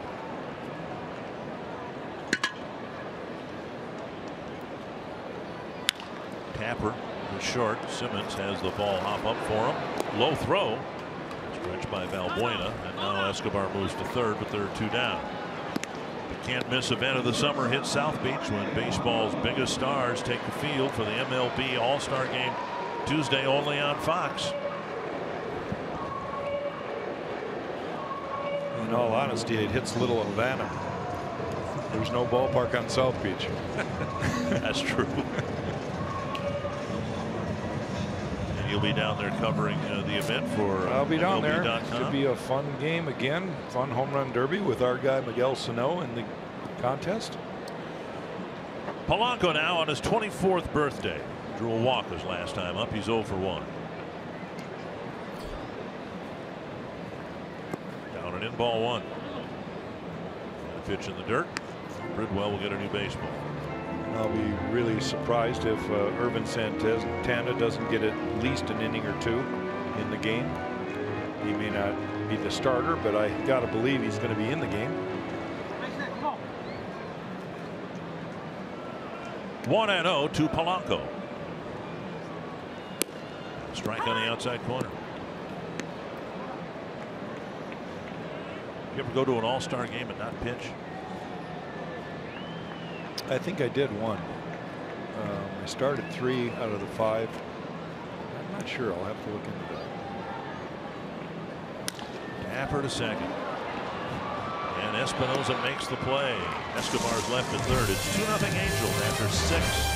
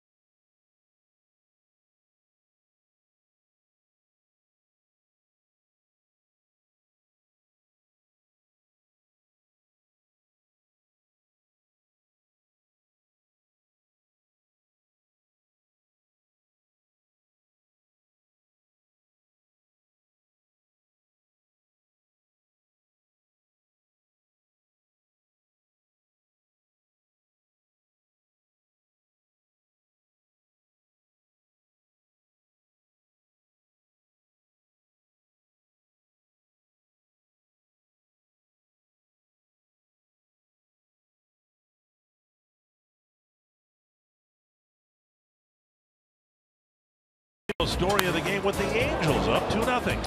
First pitch that he saw, Cole Calhoun goes deep, puts the Angels on the board, 1-0 in the first. And Cameron Maben pulls off the double steal. He scores standing up. A great move there by the Angels, puts them up 2-0. And then Parker Bridwell just really having a good game here at Target Field. Only 4 hits allowed, 5 strikeouts. Good pitch count, a lot of first pitch strikes.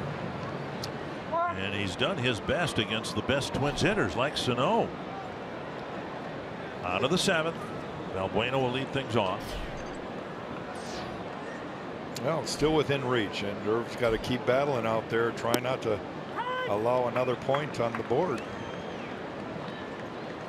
Santana has 3 complete games and 3 complete game shutouts. But with his pitch count being what it is, he might pitch 9 again here tonight. down in the dirt, 1-1.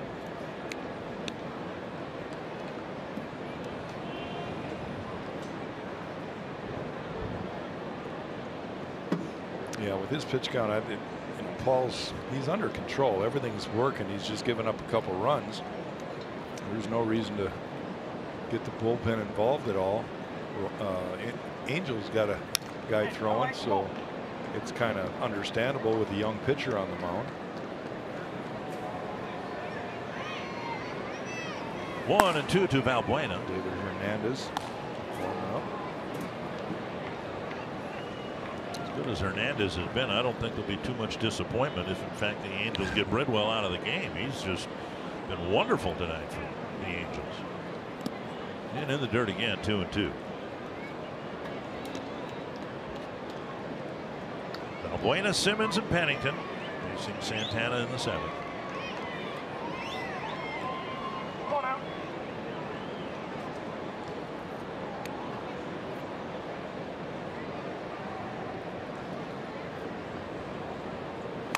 Look out.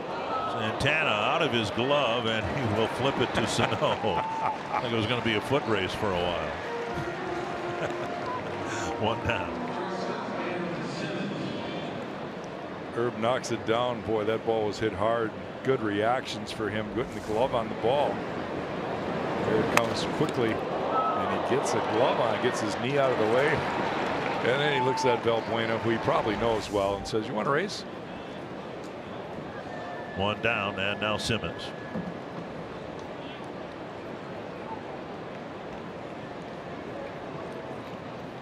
Simmons with a double in the 2nd, a ground ball to 3rd in the 5th. Sano chasing, and not able to make the play. Ball landing on the warning track. 1 strike.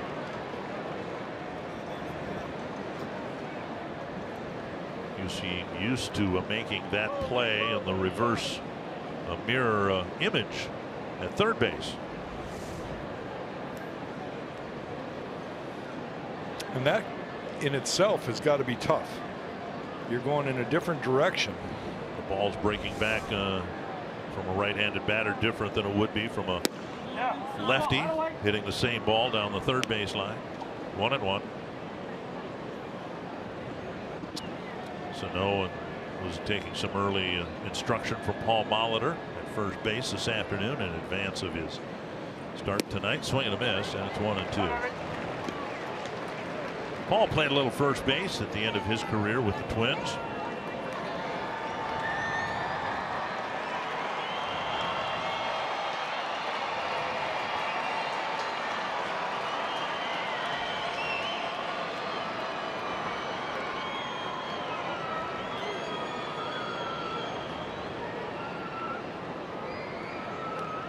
One and 2 to Andrelton Simmons. In the dirt again. Santana's sure been sharp here tonight. Just a couple of runs allowed through 6, getting outs in the 7th. Just his 80th pitch of the ball game.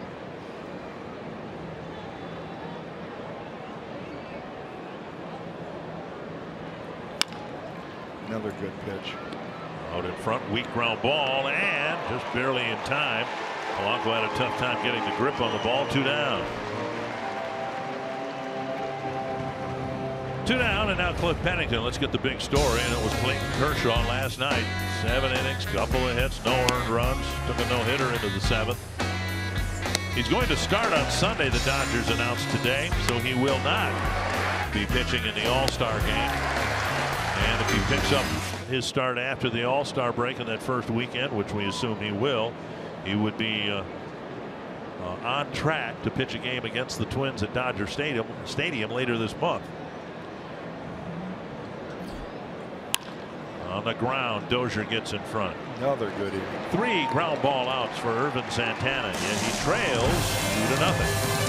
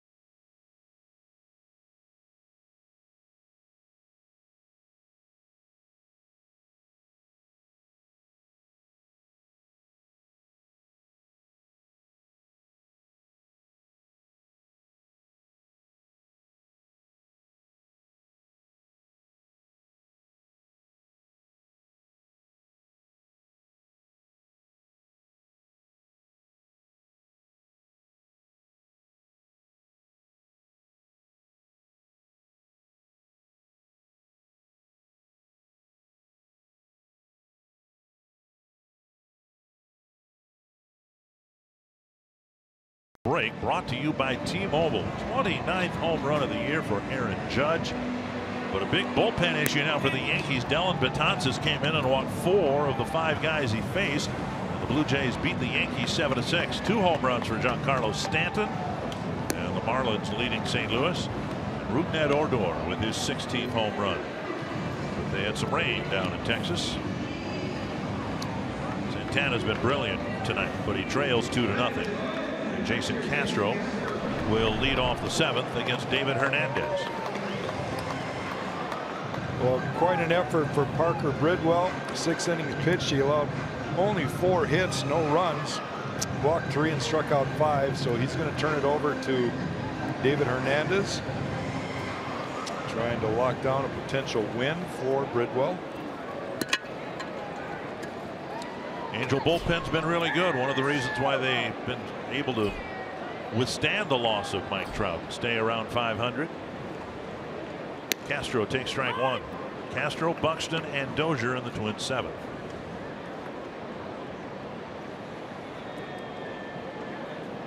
Castro hit a bullet with 2 men on and 2 out in the 2nd. But Pennington, then playing second base, was in short right field, and he leaped and caught it. Up the middle, right to Simmons. Easy play, 1 down. Well, that's where the shift might have taken a hit away. Let's take a look at Parker Bridwell in his day. Got Sano 3 times swinging. Brian Dozier gets a strikeout. He ends up with 5. There's another one for Sano. Frustrating some of the Twins hitters. That was the best pitch he threw, Miguel. That's his 3rd strikeout. Here's Buxton. He has a single to left and a hard ground ball to the backhand side of Simmons, who turned it into an out. Strike 1. 3 hits last night and a single in his first at bat here tonight.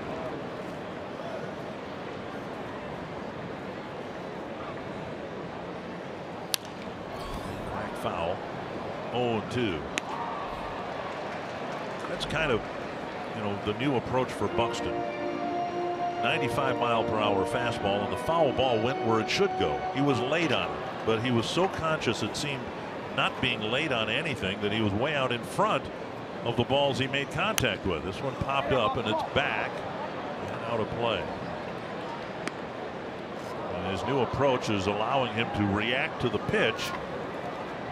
He didn't hit it hard or anything, but he reacted like somebody who is trying to time pitches and make contact. Stay alive after the 2nd strike. Chopper to 3rd. And a high throw. Buxton will back to 1st. He'll be credited with an infield hit. And Pennington had to hurry. He knew he had to hurry, and he ended up throwing off target. Pennington starts the game at second base, and because Yunel Escobar is tossed for arguing, he goes over to third base, and he kind of knows Buxton's speed, and he panicked. He did not get rid of the ball with that first transition from his glove hand to his throwing hand, and then he heaves it over Valbuena's head at first base. So Buxton on with an infield hit. Here's Dozier tying run at the plate. But it needs something to happen. They've been able to get some guys on base, and in Buxton's case, the right guy twice. They haven't been able to get a big hit to produce a run. Strike 1. The Twins have left 7 men on base coming into the bottom half of the 7th inning here. Dozier walked his last time up.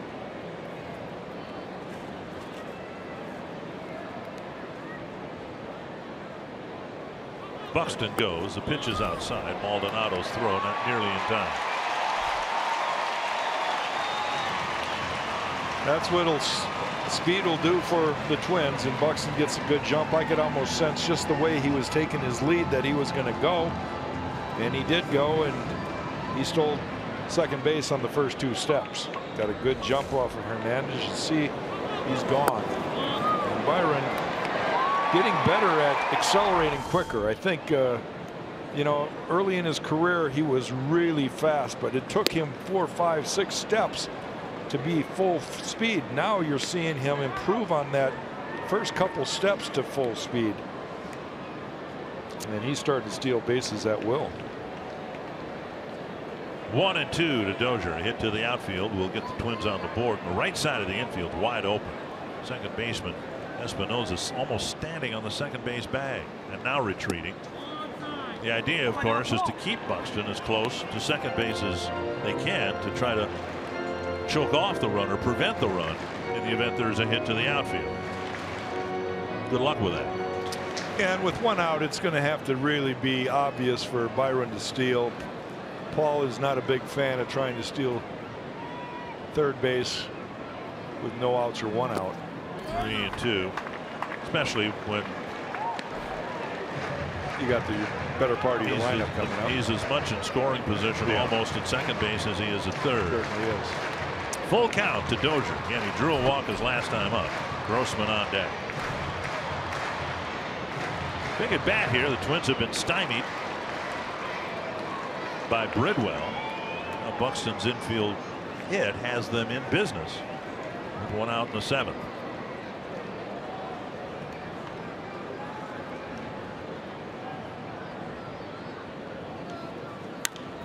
Fouled away. It almost looked like Brian was making an effort there to shoot the ball to right field and got underneath it a little bit.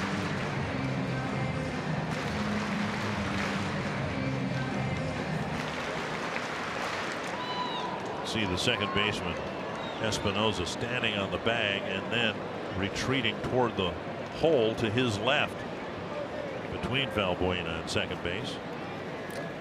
Yeah, it's almost a shift that as soon as the pitch is thrown. And there's a base hit to right field.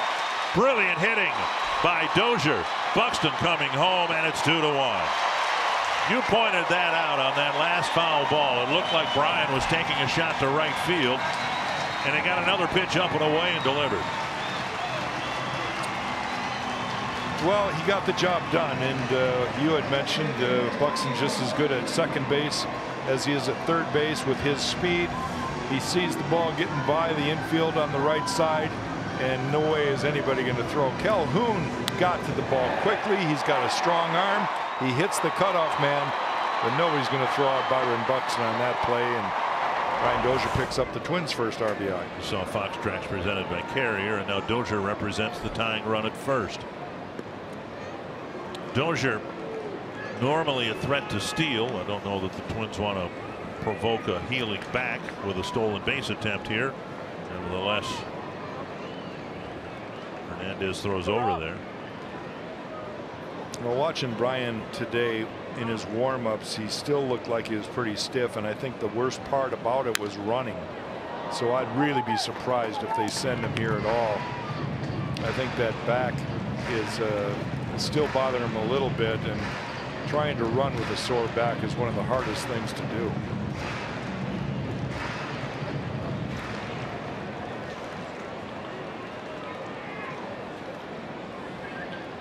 One strike to Robbie Grossman.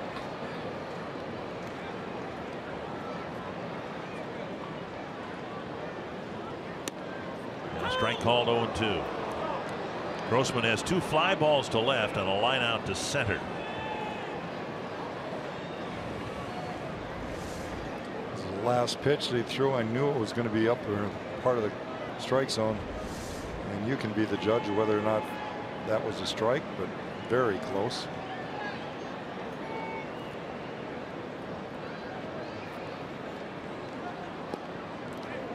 It's almost a balk right there. Like Hernandez kind of slipped when he was trying to move his back foot. 0-2 to Grossman, fourth in the American League in on-base percentage at .388. Coming into play today.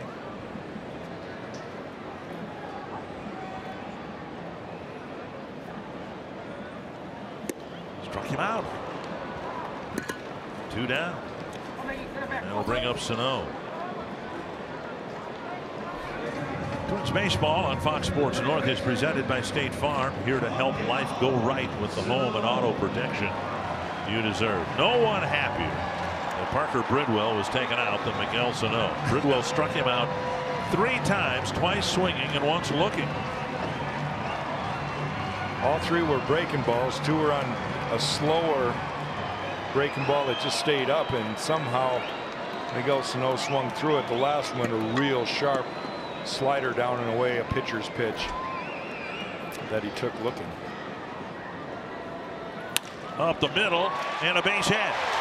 Dozier will round second, dig for third, and he'll reach with Sano grounding the first pitch he saw right up the middle for a 2-out single. Well, if there's any concern about how Brian Dozier's stiff back is doing, he accelerated going around second, and he's wincing a little bit at third base, but he put his body on the line to get that extra base. I saw Hernandez trying to do a kick save there, and the ball gets by anyway. Dozier sees that Maben is not exactly charging that ball with conviction, so he takes third base. Well, the Twins came into the inning with just 4 hits against Bridwell. They've strung 3 singles together to get a run and have the tying run 90 feet away against Hernandez.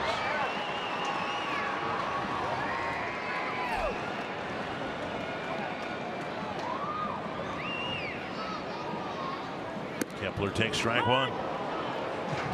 Kepler with a walk, a ground ball, and a pop-up.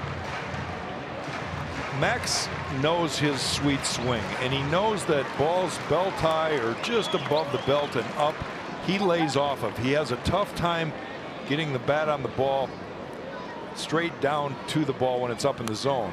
Ball back to strike. Does a lot of that right there. So he lays off a lot of the higher strikes that might be in the top of the strike zone, hoping that he'll get a pitch a little bit down, belt high or below.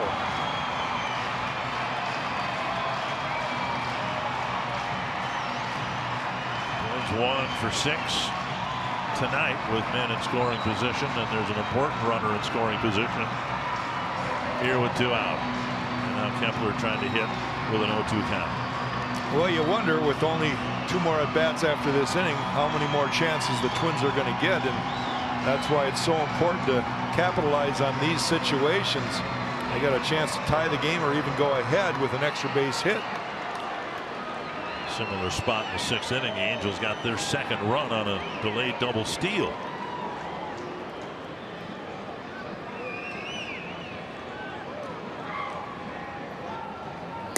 Nearly hit him. 1-2. I still flinch. Ball's hit at a pitcher. I yell, I scream. It's just instinct all those years.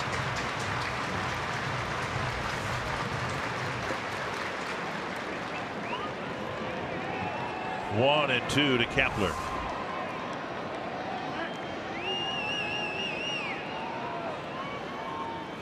Right back to the mound, stumbling. Hernandez is able to make the play. Twins get one back, 3 singles and a run in the 7th. It's 2-1.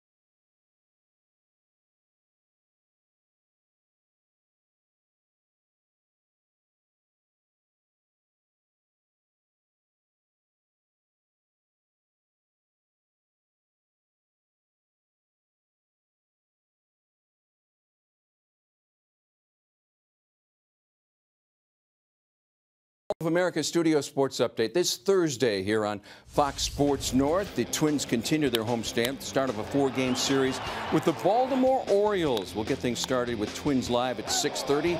Twins swept a 3-game series with the Orioles in Baltimore in May. They'll try to extend their success against them this week at Target Field.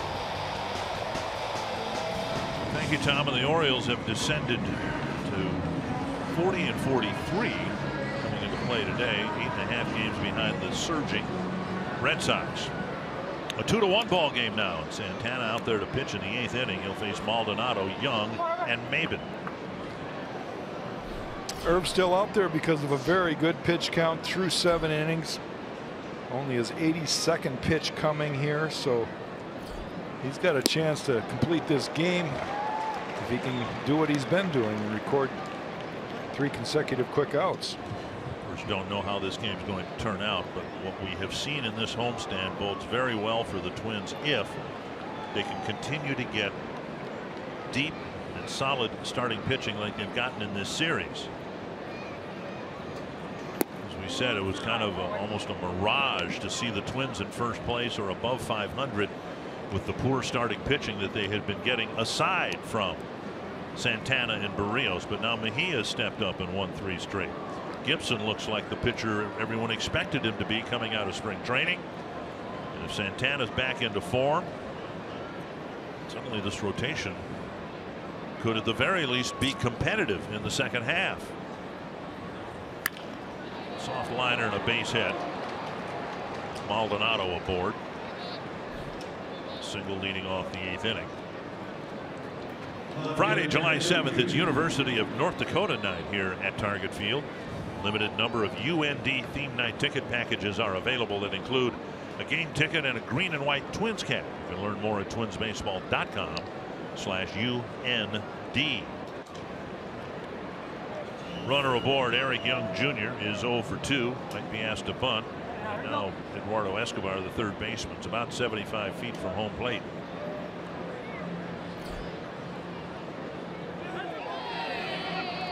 And a balk. And going to second without a bunt is Martin Maldonado. First base coach, former teammate of mine, Alfredo Griffin, yelled it out first, and the first base umpire saw it. Stu Sherwater. Didn't stop at all. Yep. Which is odd because Maldonado's not a base stealing threat at all. No, I think Irv was just in that I'm going mode, and you know, sometimes that happens. You just sometimes forget that there's a runner on. I can't really explain exactly why he did it, but he did, and I think he knew it right away. First walk for Santana this year. 1 strike to Eric Young Jr. Got 1 swing. See if they ask him to drop down a bunt on strike 2.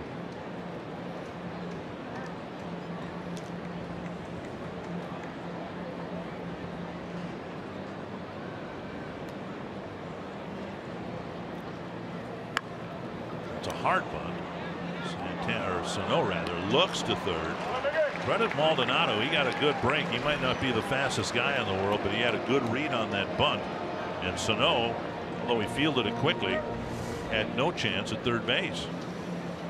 He has 1 chance, and that's if he cleanly gets the ball out of his glove, but it bobbled a little bit. Escobar wasn't quite there yet, and so he does the right thing. Dozier has to come all the way from second base and cover first. To get an out, it goes down as a sack. Maldonado at third, 1 down, and Maben, who drew a costly walk in the 6th. With 1 out, Maben drew the only walk issued by Irvin Santana. And a single and a fly ball and a delayed double steal later, the Angels had their 2nd run. Infield in now for Maben's at bat. Breaking ball, he wouldn't bite.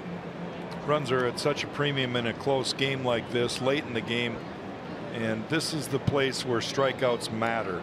Irvin has 3 strikeouts. He's not really a high strikeout guy, but he can get one when he needs one. And you either want an infield fly ball here or a strikeout. Smothered by Castro. 2-0.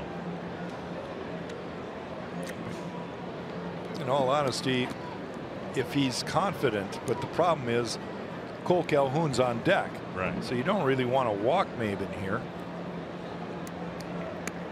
Every time Calhoun's made contact against the Twins, it seems it's a line drive or a long fly ball, a home run.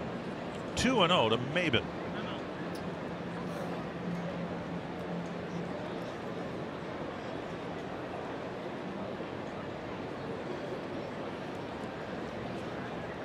And Castro to the mound.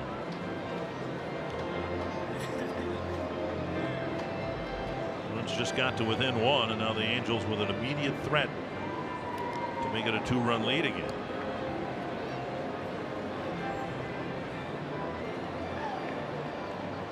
Well, if the ball is hit on the ground at an infielder, he's got to make up his mind instantly whether there's going to be a play at the plate or not. You don't want to give away that third run if at all possible. But those are all things that everybody's thinking here. Irvin's thinking strikeout. Infielders are thinking ball at me. Can't believe the contact play is going to be on with Maldonado at third base. The infield in. 3-1.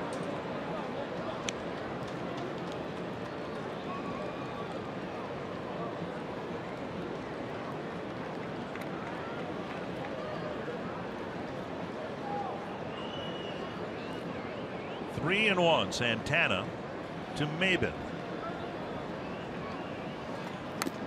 Check swing foul. And it's 3-2. Santana's strikeout pitch, of course, is that slider down and away to a right-handed batter. But in this at bat, we've seen Maben take a couple of those. And he might run a fastball up in the zone to see if he'll chase. The trouble is, you need a strike, so you're taking a chance if you throw it out of the zone. Shakes off the slider. Fastball in, fastball, excuse me, fastball away, fastball in. And he missed. Maben draws the walk, and now Calhoun with runners at first and third. This copyrighted telecast is presented by authority of the Minnesota Twins and may not be reproduced or retransmitted in any form, and the accounts and descriptions of this game may not be disseminated without express written consent of the Minnesota Twins. Neil Allen going to make a trip out to the mound to discuss strategy here. See the pitch count just 92. And here's what Calhoun has done just this series. He had a destructive first series in Anaheim. Yeah, against Mejia, he got a couple hard hit balls, including this RBI right there, and then against Kyle Gibson yesterday, a home run, upper deck. And today against Irvin Santana, another home run in the upper deck.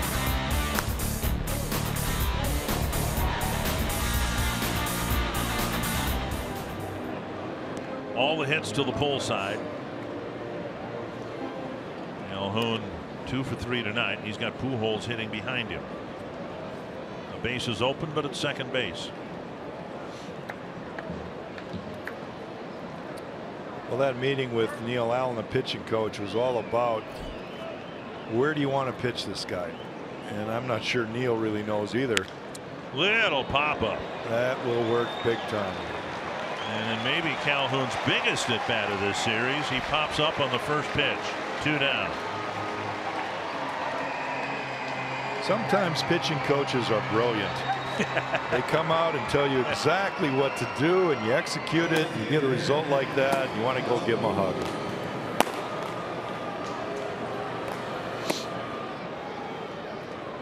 Shears and Belisle out there throwing for the Twins. And now Pujols. In Anaheim in early June, Pujols hit a grand slam for his 600th big league home run against Santana. There's ball one.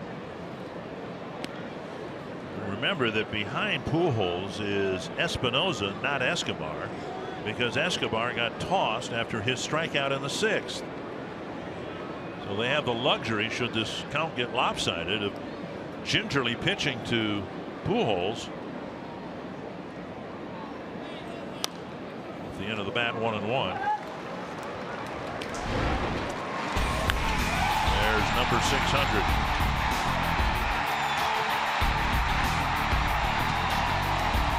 Imagine that baseball is worth some money if the fan didn't return it to He Albert. did. He did, and got recognized for it that night.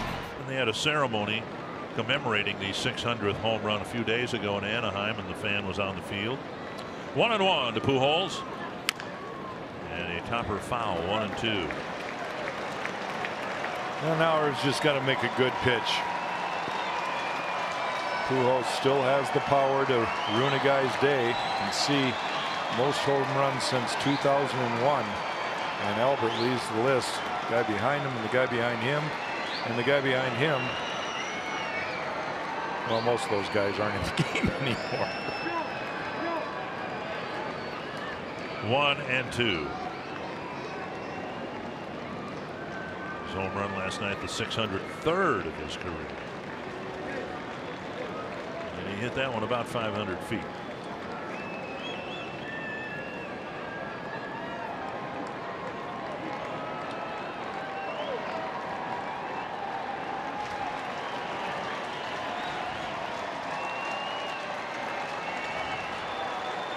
One and two. And yet keeping an eye on Maben. Maben has a stolen base, and it's the 25th of his season, and it was home. The delayed double steal with Calhoun, 2 outs in the 6th. That's the difference in the game. That extra run that the Angels got on the double steal. And if Irvin has a chance to win this game at all, he needs to get this out here. Castro going to come out and give some signs to the infield. What to do if Maben goes, where he's going to throw it, or if he's going to throw it at all. And if he's not going to throw it, then the infielders are advised to stay put, right? Yep. Not give up their ground in the infield. 1-2 to Pujols. And the dirt, 2-2.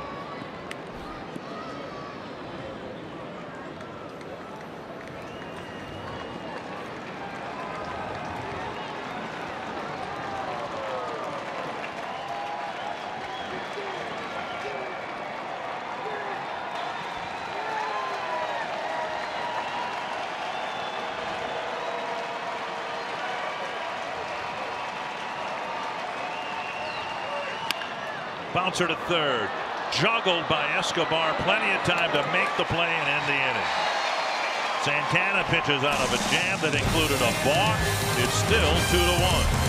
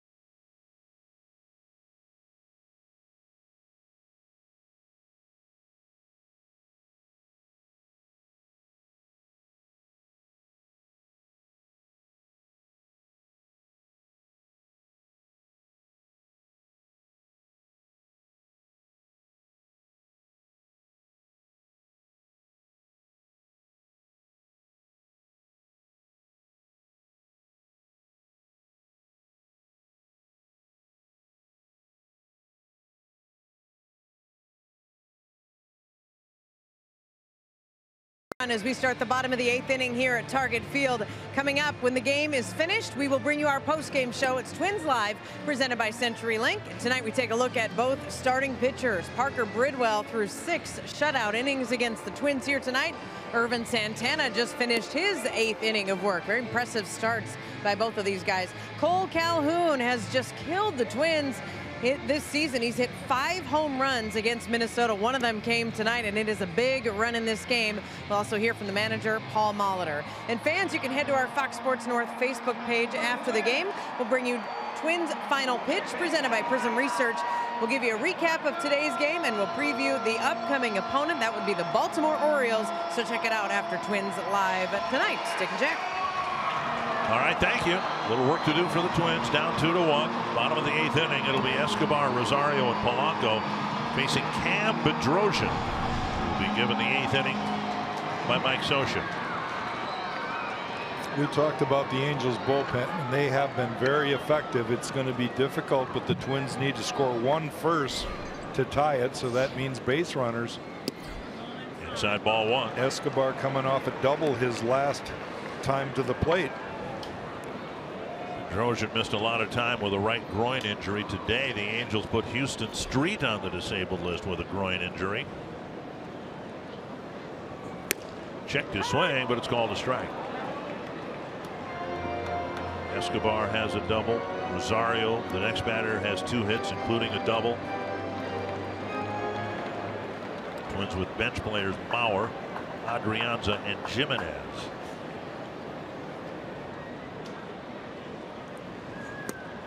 And the same pitch, same call. It's 1-2.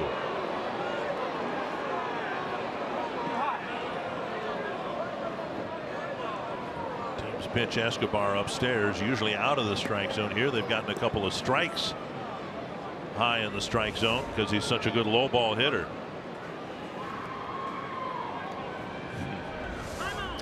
Close.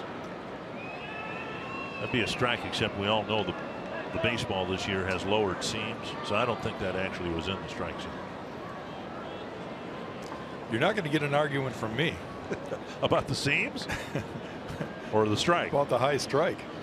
1-2 to Escobar, starting the Twins 8th. And now 2-2.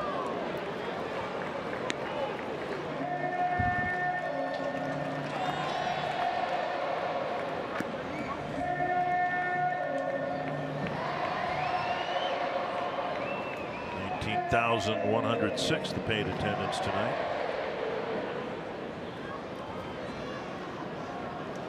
Bedrosian, born on October 2nd, 1991, right before his father helped pitch the Twins to a World Series victory. Cracked foul. Could have been there.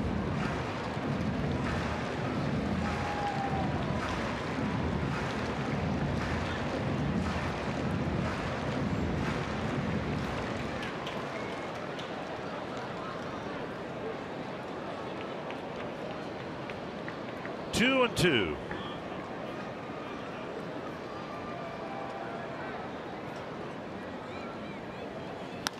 Lifted to right. Calhoun has a long run, but he gets there 1 down. And that'll bring up Rosario. Little slider down and in. Esky didn't really get a lot on this ball, and just nice lazy fly ball to the right fielder. Rosario with a pair of hits, including a double off the top of the scoreboard, which we all know is a ground rule double when it comes back on or not a ground rule double, but it played as a double because it came back on the field to play. Strike with an ease.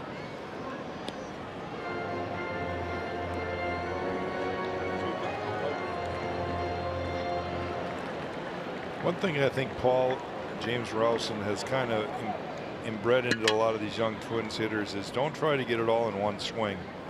You know, if you get a pitch that you can take a rip at, that's one thing. But I think they've been better disciplined late in games when the tendency a year ago was to just try to hit a 6-run home run when it's not possible. So take what you get, go with pitches wherever they are. Lifted to left and play for Young. 2 down. We'll bring up Polanco. Partial season ticket packages are still available in the Delta Sky 360 Club and Catch. Become a Twins season ticket holder today. Become part of the Sweet Spot program. You can learn more at twinsbaseball.com or by calling 800-33-TWINS. 2 down in the 8th, and now Polanco 0 for 2. A couple of ground balls and a walk.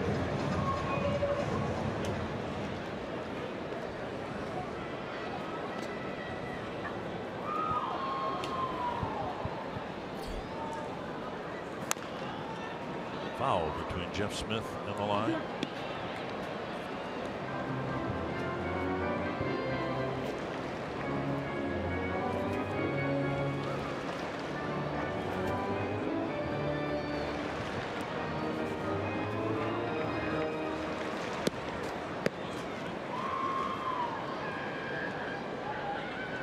One strike.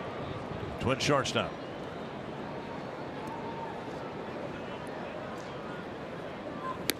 On the outside corner.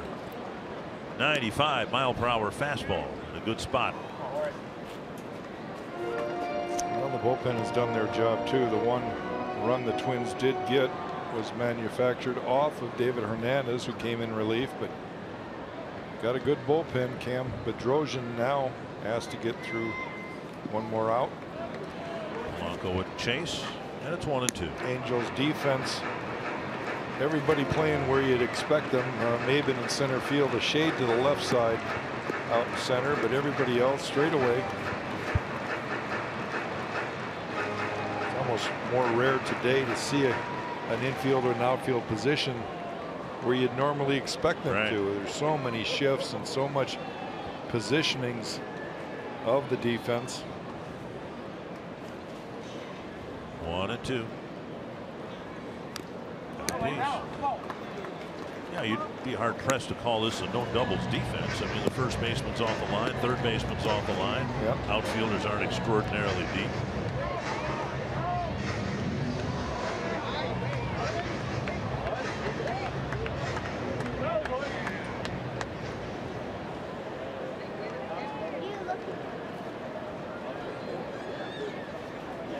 Polanco trying to extend the inning.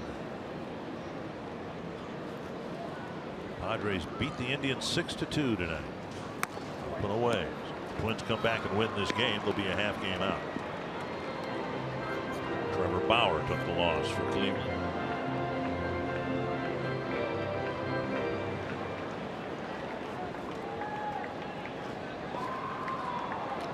Two and two.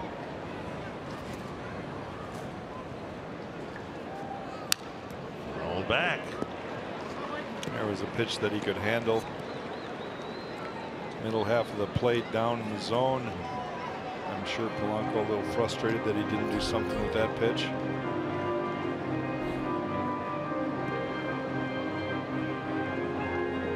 Parker Bridwell finessed his way through 6 innings brilliantly with a lot of off-speed stuff. Bedrosian trying to pin down the Twins with a 1-2-3 eighth.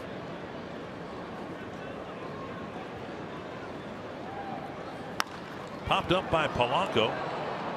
Be an easy play for Simmons in short left field. Makes the catch. And Bedrosian does his job. 2-1 Angels, and you're watching Twins baseball presented by State Farm.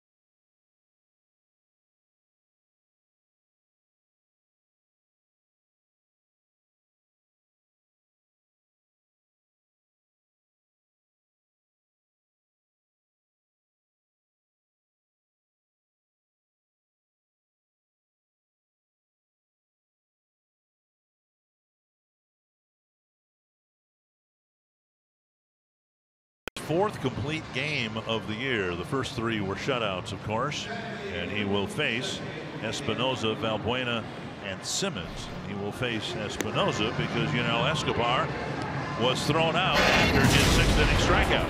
Yeah, this is the pitch that he wanted the umpire to check the swing, and he might have even had a complaint. I thought the barrel of the bat did cross the plane, but he ends up barking too much. Down Ganning says, "I've had enough of you today," and then it's up to Mike Scioscia to take care of his player. I thought Doug Eddings handled that perfectly.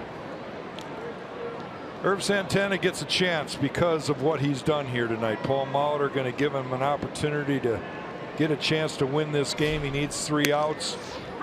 First pitch strike. A little help from his teammates to produce another run or 2.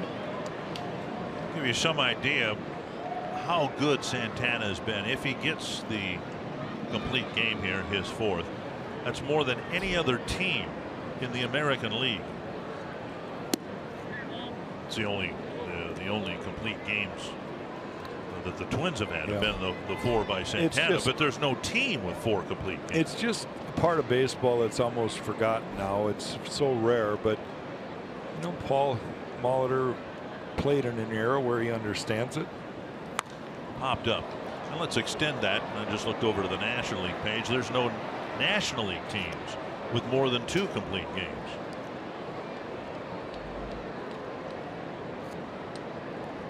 Calhoun hit a home run against him in the 1st. Angels pulled off a delayed double steal in the 6th to get their 2nd run. He has been brilliant, trailing 2-1. Malone just the 6 hits. And of course, it's his last start before the All-Star break. It's anticipated he'll get an inning maybe in the All-Star game itself. But there's less concern about pitch count or anything like that because he won't take the mound for a regulation game until after the break. Down and in, and now it's 3-2. Saying all that, Buddy Boshears is getting loose. 103 pitches. Valbuena on deck.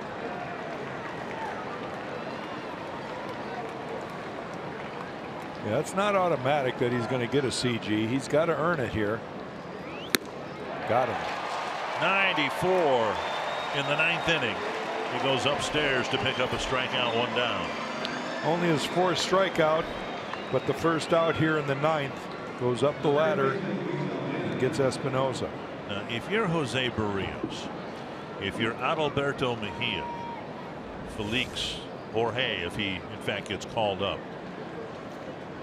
you got to be like a sponge with this guy, right? In terms of how he navigated his way through the 8th inning threat and how he's conducted himself to be in position to get a complete game. Yeah, if you're a guy that wants to be like Irvin and you want to be in the 9th inning, and I think why wouldn't you, if you're a young player, want to, you know, be a guy to be the #1 on the staff or complete game guy occasionally. It's all about management, game management, and Irvin has done a marvelous job tonight with pitch count, with damage control at times. 1-2. And here he is in the 9th inning, and he's just as effective as he was earlier in the ball game. 107 pitches. He'll probably end up with 112 to 115.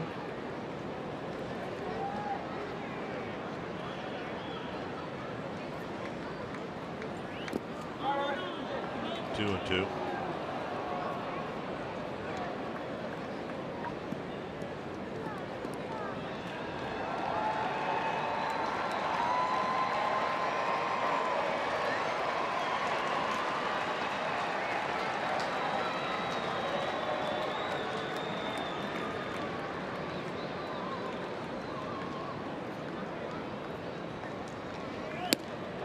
Strike 3, 2 down.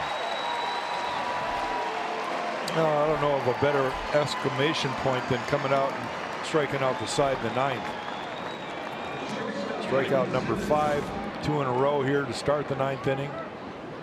95 miles per hour on his 109th pitch in the 9th inning. 2 down, and Simmons.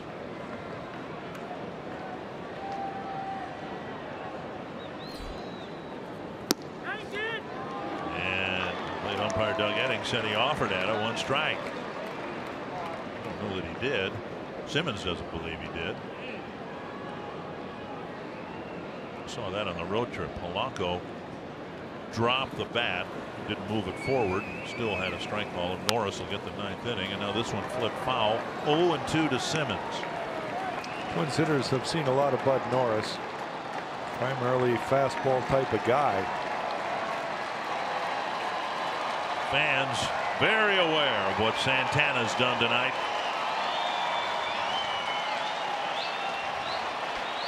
Not a big crowd, but an appreciative crowd. Bouncer. And Polanco can't field it. Simmons will hold up with first, and it will be an error, I suspect, charged to Polanco, and we'll see whether the Twins make a move. Here comes Paul Molitor. So the Polanco error, removing the chance that Santana can get his 4th complete game, but that doesn't diminish his sharpness and brilliance here tonight. Now the move has not been made yet,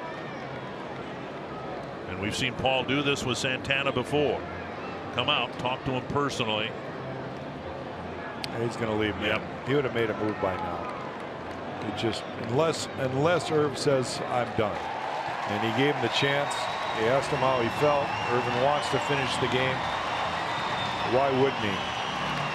Pick up his shortstop. Nobody feels worse right now than Jorge Polanco about that play.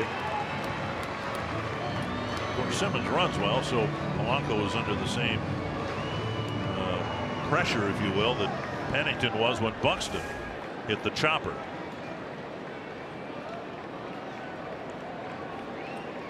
So the error extending the inning, and now Pennington, who's 0 for 3, has not gotten the ball out of the infield.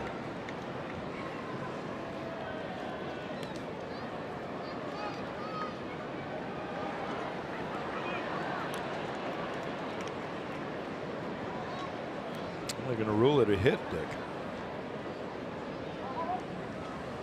Yep. I'd already written error, hadn't you? I have, but I have some whiteout. I have an eraser.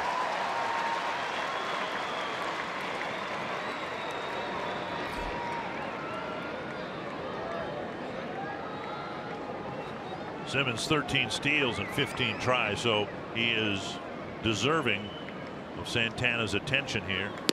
On the outside corner, 0-2. So again, he's 1 strike away from his 4th complete game. Well, he might as well throw that same pitch again. There's no way Pennington's going to do anything with it.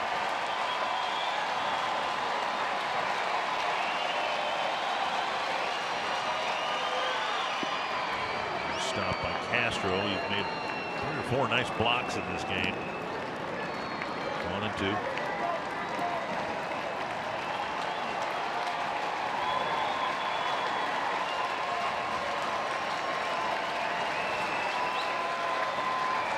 Haven't seen many complete games by a Twins pitcher over the last 5-6 years.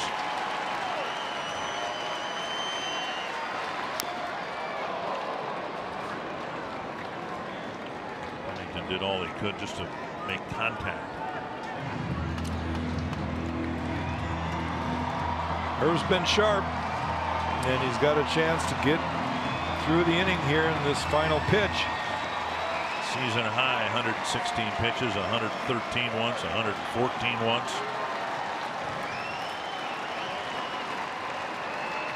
One and 2. On the ground to Dozier. Santana has his 4th complete game. The other 3 were shutouts. See if the Twins can do some damage in the bottom of the 9th to get him another win. Well, let's hope it's a complete game. The Twins need to score 2.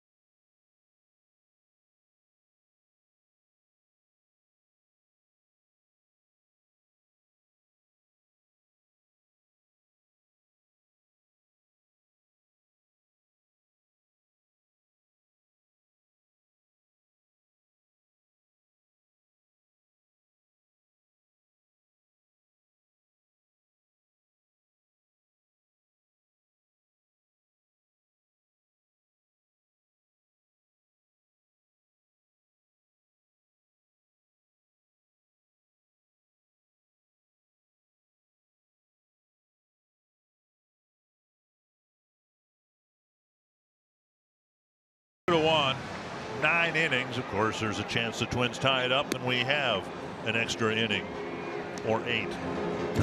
Don't go there. But what a wonderful effort by Santana. And if you are of the belief that you are going to perform in the second half how you finish the first half, that bodes pretty well for Irvin Santana. Well, and helping his own cause there with a brilliant fielding play early in the game. Ends up with 5 strikeouts for the night, only 2 walks allowed. 9 innings of work, 117 pitches, 80 strikes, and more importantly, the respect of his teammates as he comes in the dugout. And hopefully they can figure out a way to manufacture a couple runs and get him a win. Norris has had some knee issues. He's back on the active roster, and he's in the ball game to try to pin it down. It'll be Castro, Buxton, and Dozier. Mauer did not start, presumably available off the bench. And Bud Norris done a really nice job for the Angels when healthy, coming in for the 36th time. Yeah, with Houston Street put on the DL. This is the guy they've used lately as their closer. And he's getting a chance to pick up a save here. Up and away, ball 1. Throws a lot of fastballs.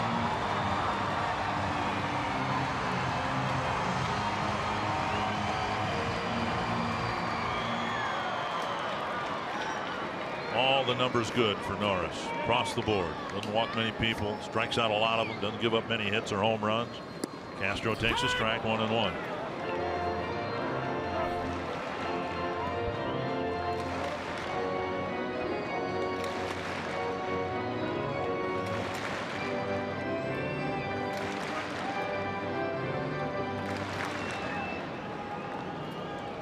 Castro looking for his first hit. He's hit 2 ground balls to short, and he lined out to the second baseman Pennington. Checked his swing. 2-1.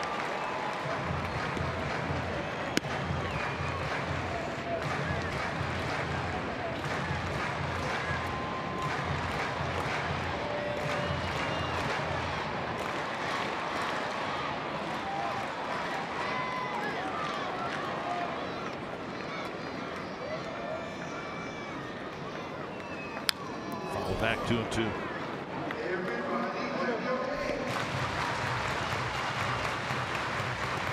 One more note about Irvin Santana's night, and you mentioned it early about the young players and what they can learn.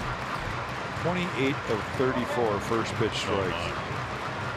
So yeah, it's as good as you get, really. And a lot of those first pitch strikes were put in play, which is another reason why he was able to get 27 outs. There's tomorrow's starter, Jose Barrios. He paid attention and has been watching all year long since he's been called up. 3-2 to Castro. Castro having a good at bat here, working the count a little bit. Let's have some speed on the bench in Adrianza, and if Castro can reach by any means, we might see Adrianza inserted as a pinch runner. Looks like he's ready to hop out of the dugout. Full count to the leadoff man here in the 9th.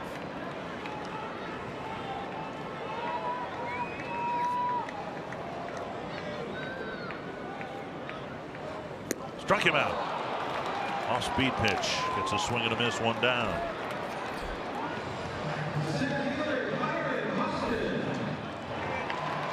Here's the strikeout pitch. Looks like it was a hanging slider. Just a spinner, but Castro couldn't make contact. It's next the opening game of the Orioles series. Dylan Bundy going for Baltimore. Jose Barrios going for the Twins. Move that might not have been made a week ago. The non-move. Buxton hitting here in the 9th with Mauer on the bench. Buxton's had 5 hits in his last 8 at bats, and he takes a strike on the outside corner. 3 hits last night, including a home run, and a couple of hits tonight. Well, Paul's showing confidence in him, wanting him to get on base. He knows his speed can manufacture a tying run. Pitcher's pitch right there, down and away. Best thing you can do is spit on that one, I guess. Swing and a miss, 0-2. And if Bud Norris stays there, it's going to be a tough at bat for Byron.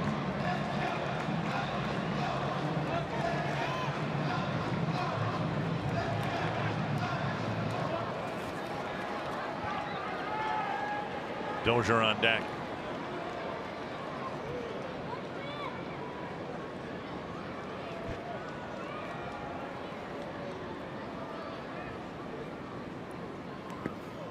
Landed 5 feet in front of the box. Left-handed batter's box. 1-2.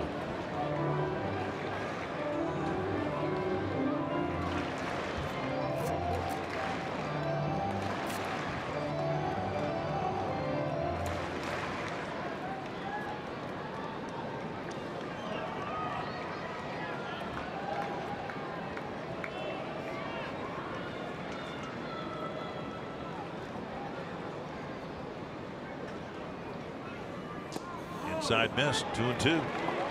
Good take right there. Buxton was tempted to go and chase, and that ball would have probably eaten him up a little bit.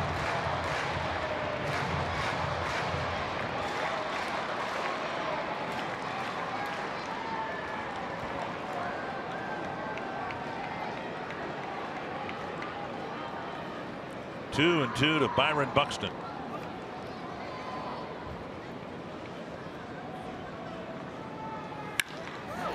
Simmons gets the second hop.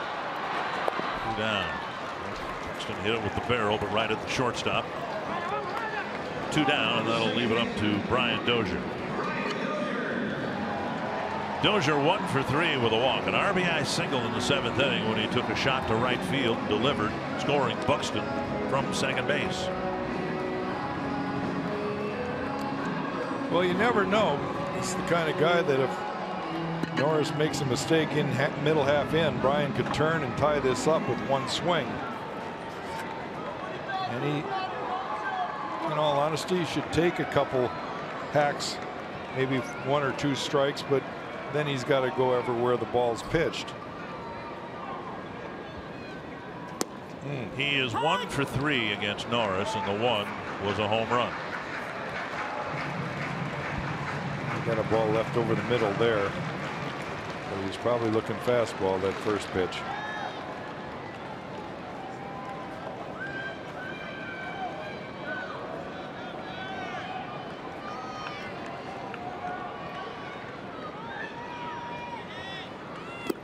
And now 1-1.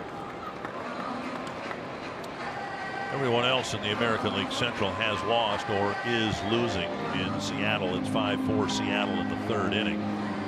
The Tigers lost to the Giants. Indians lost to the Padres. White Sox lost to the A's.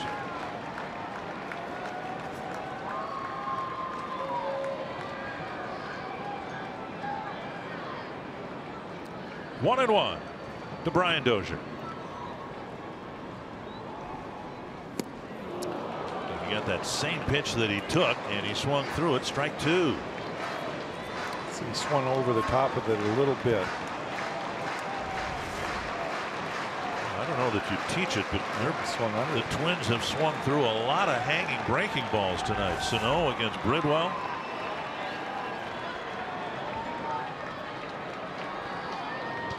One and two to Dozier.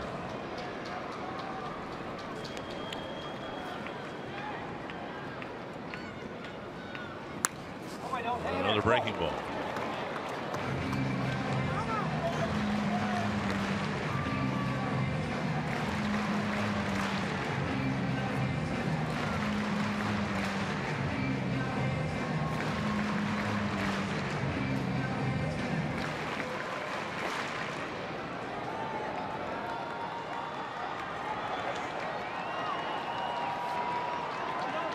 Twins down to their last strike.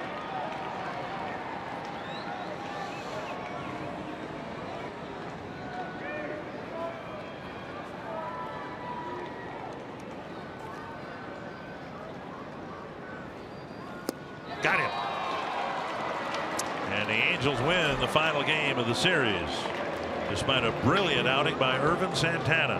Well, great effort from Irvin tonight, but the Angels were just a little bit better. That last pitch to Brian Dozier, another great example of Bud Norris and why he's the closer now. Did a great job. Perfect pitcher's pitch.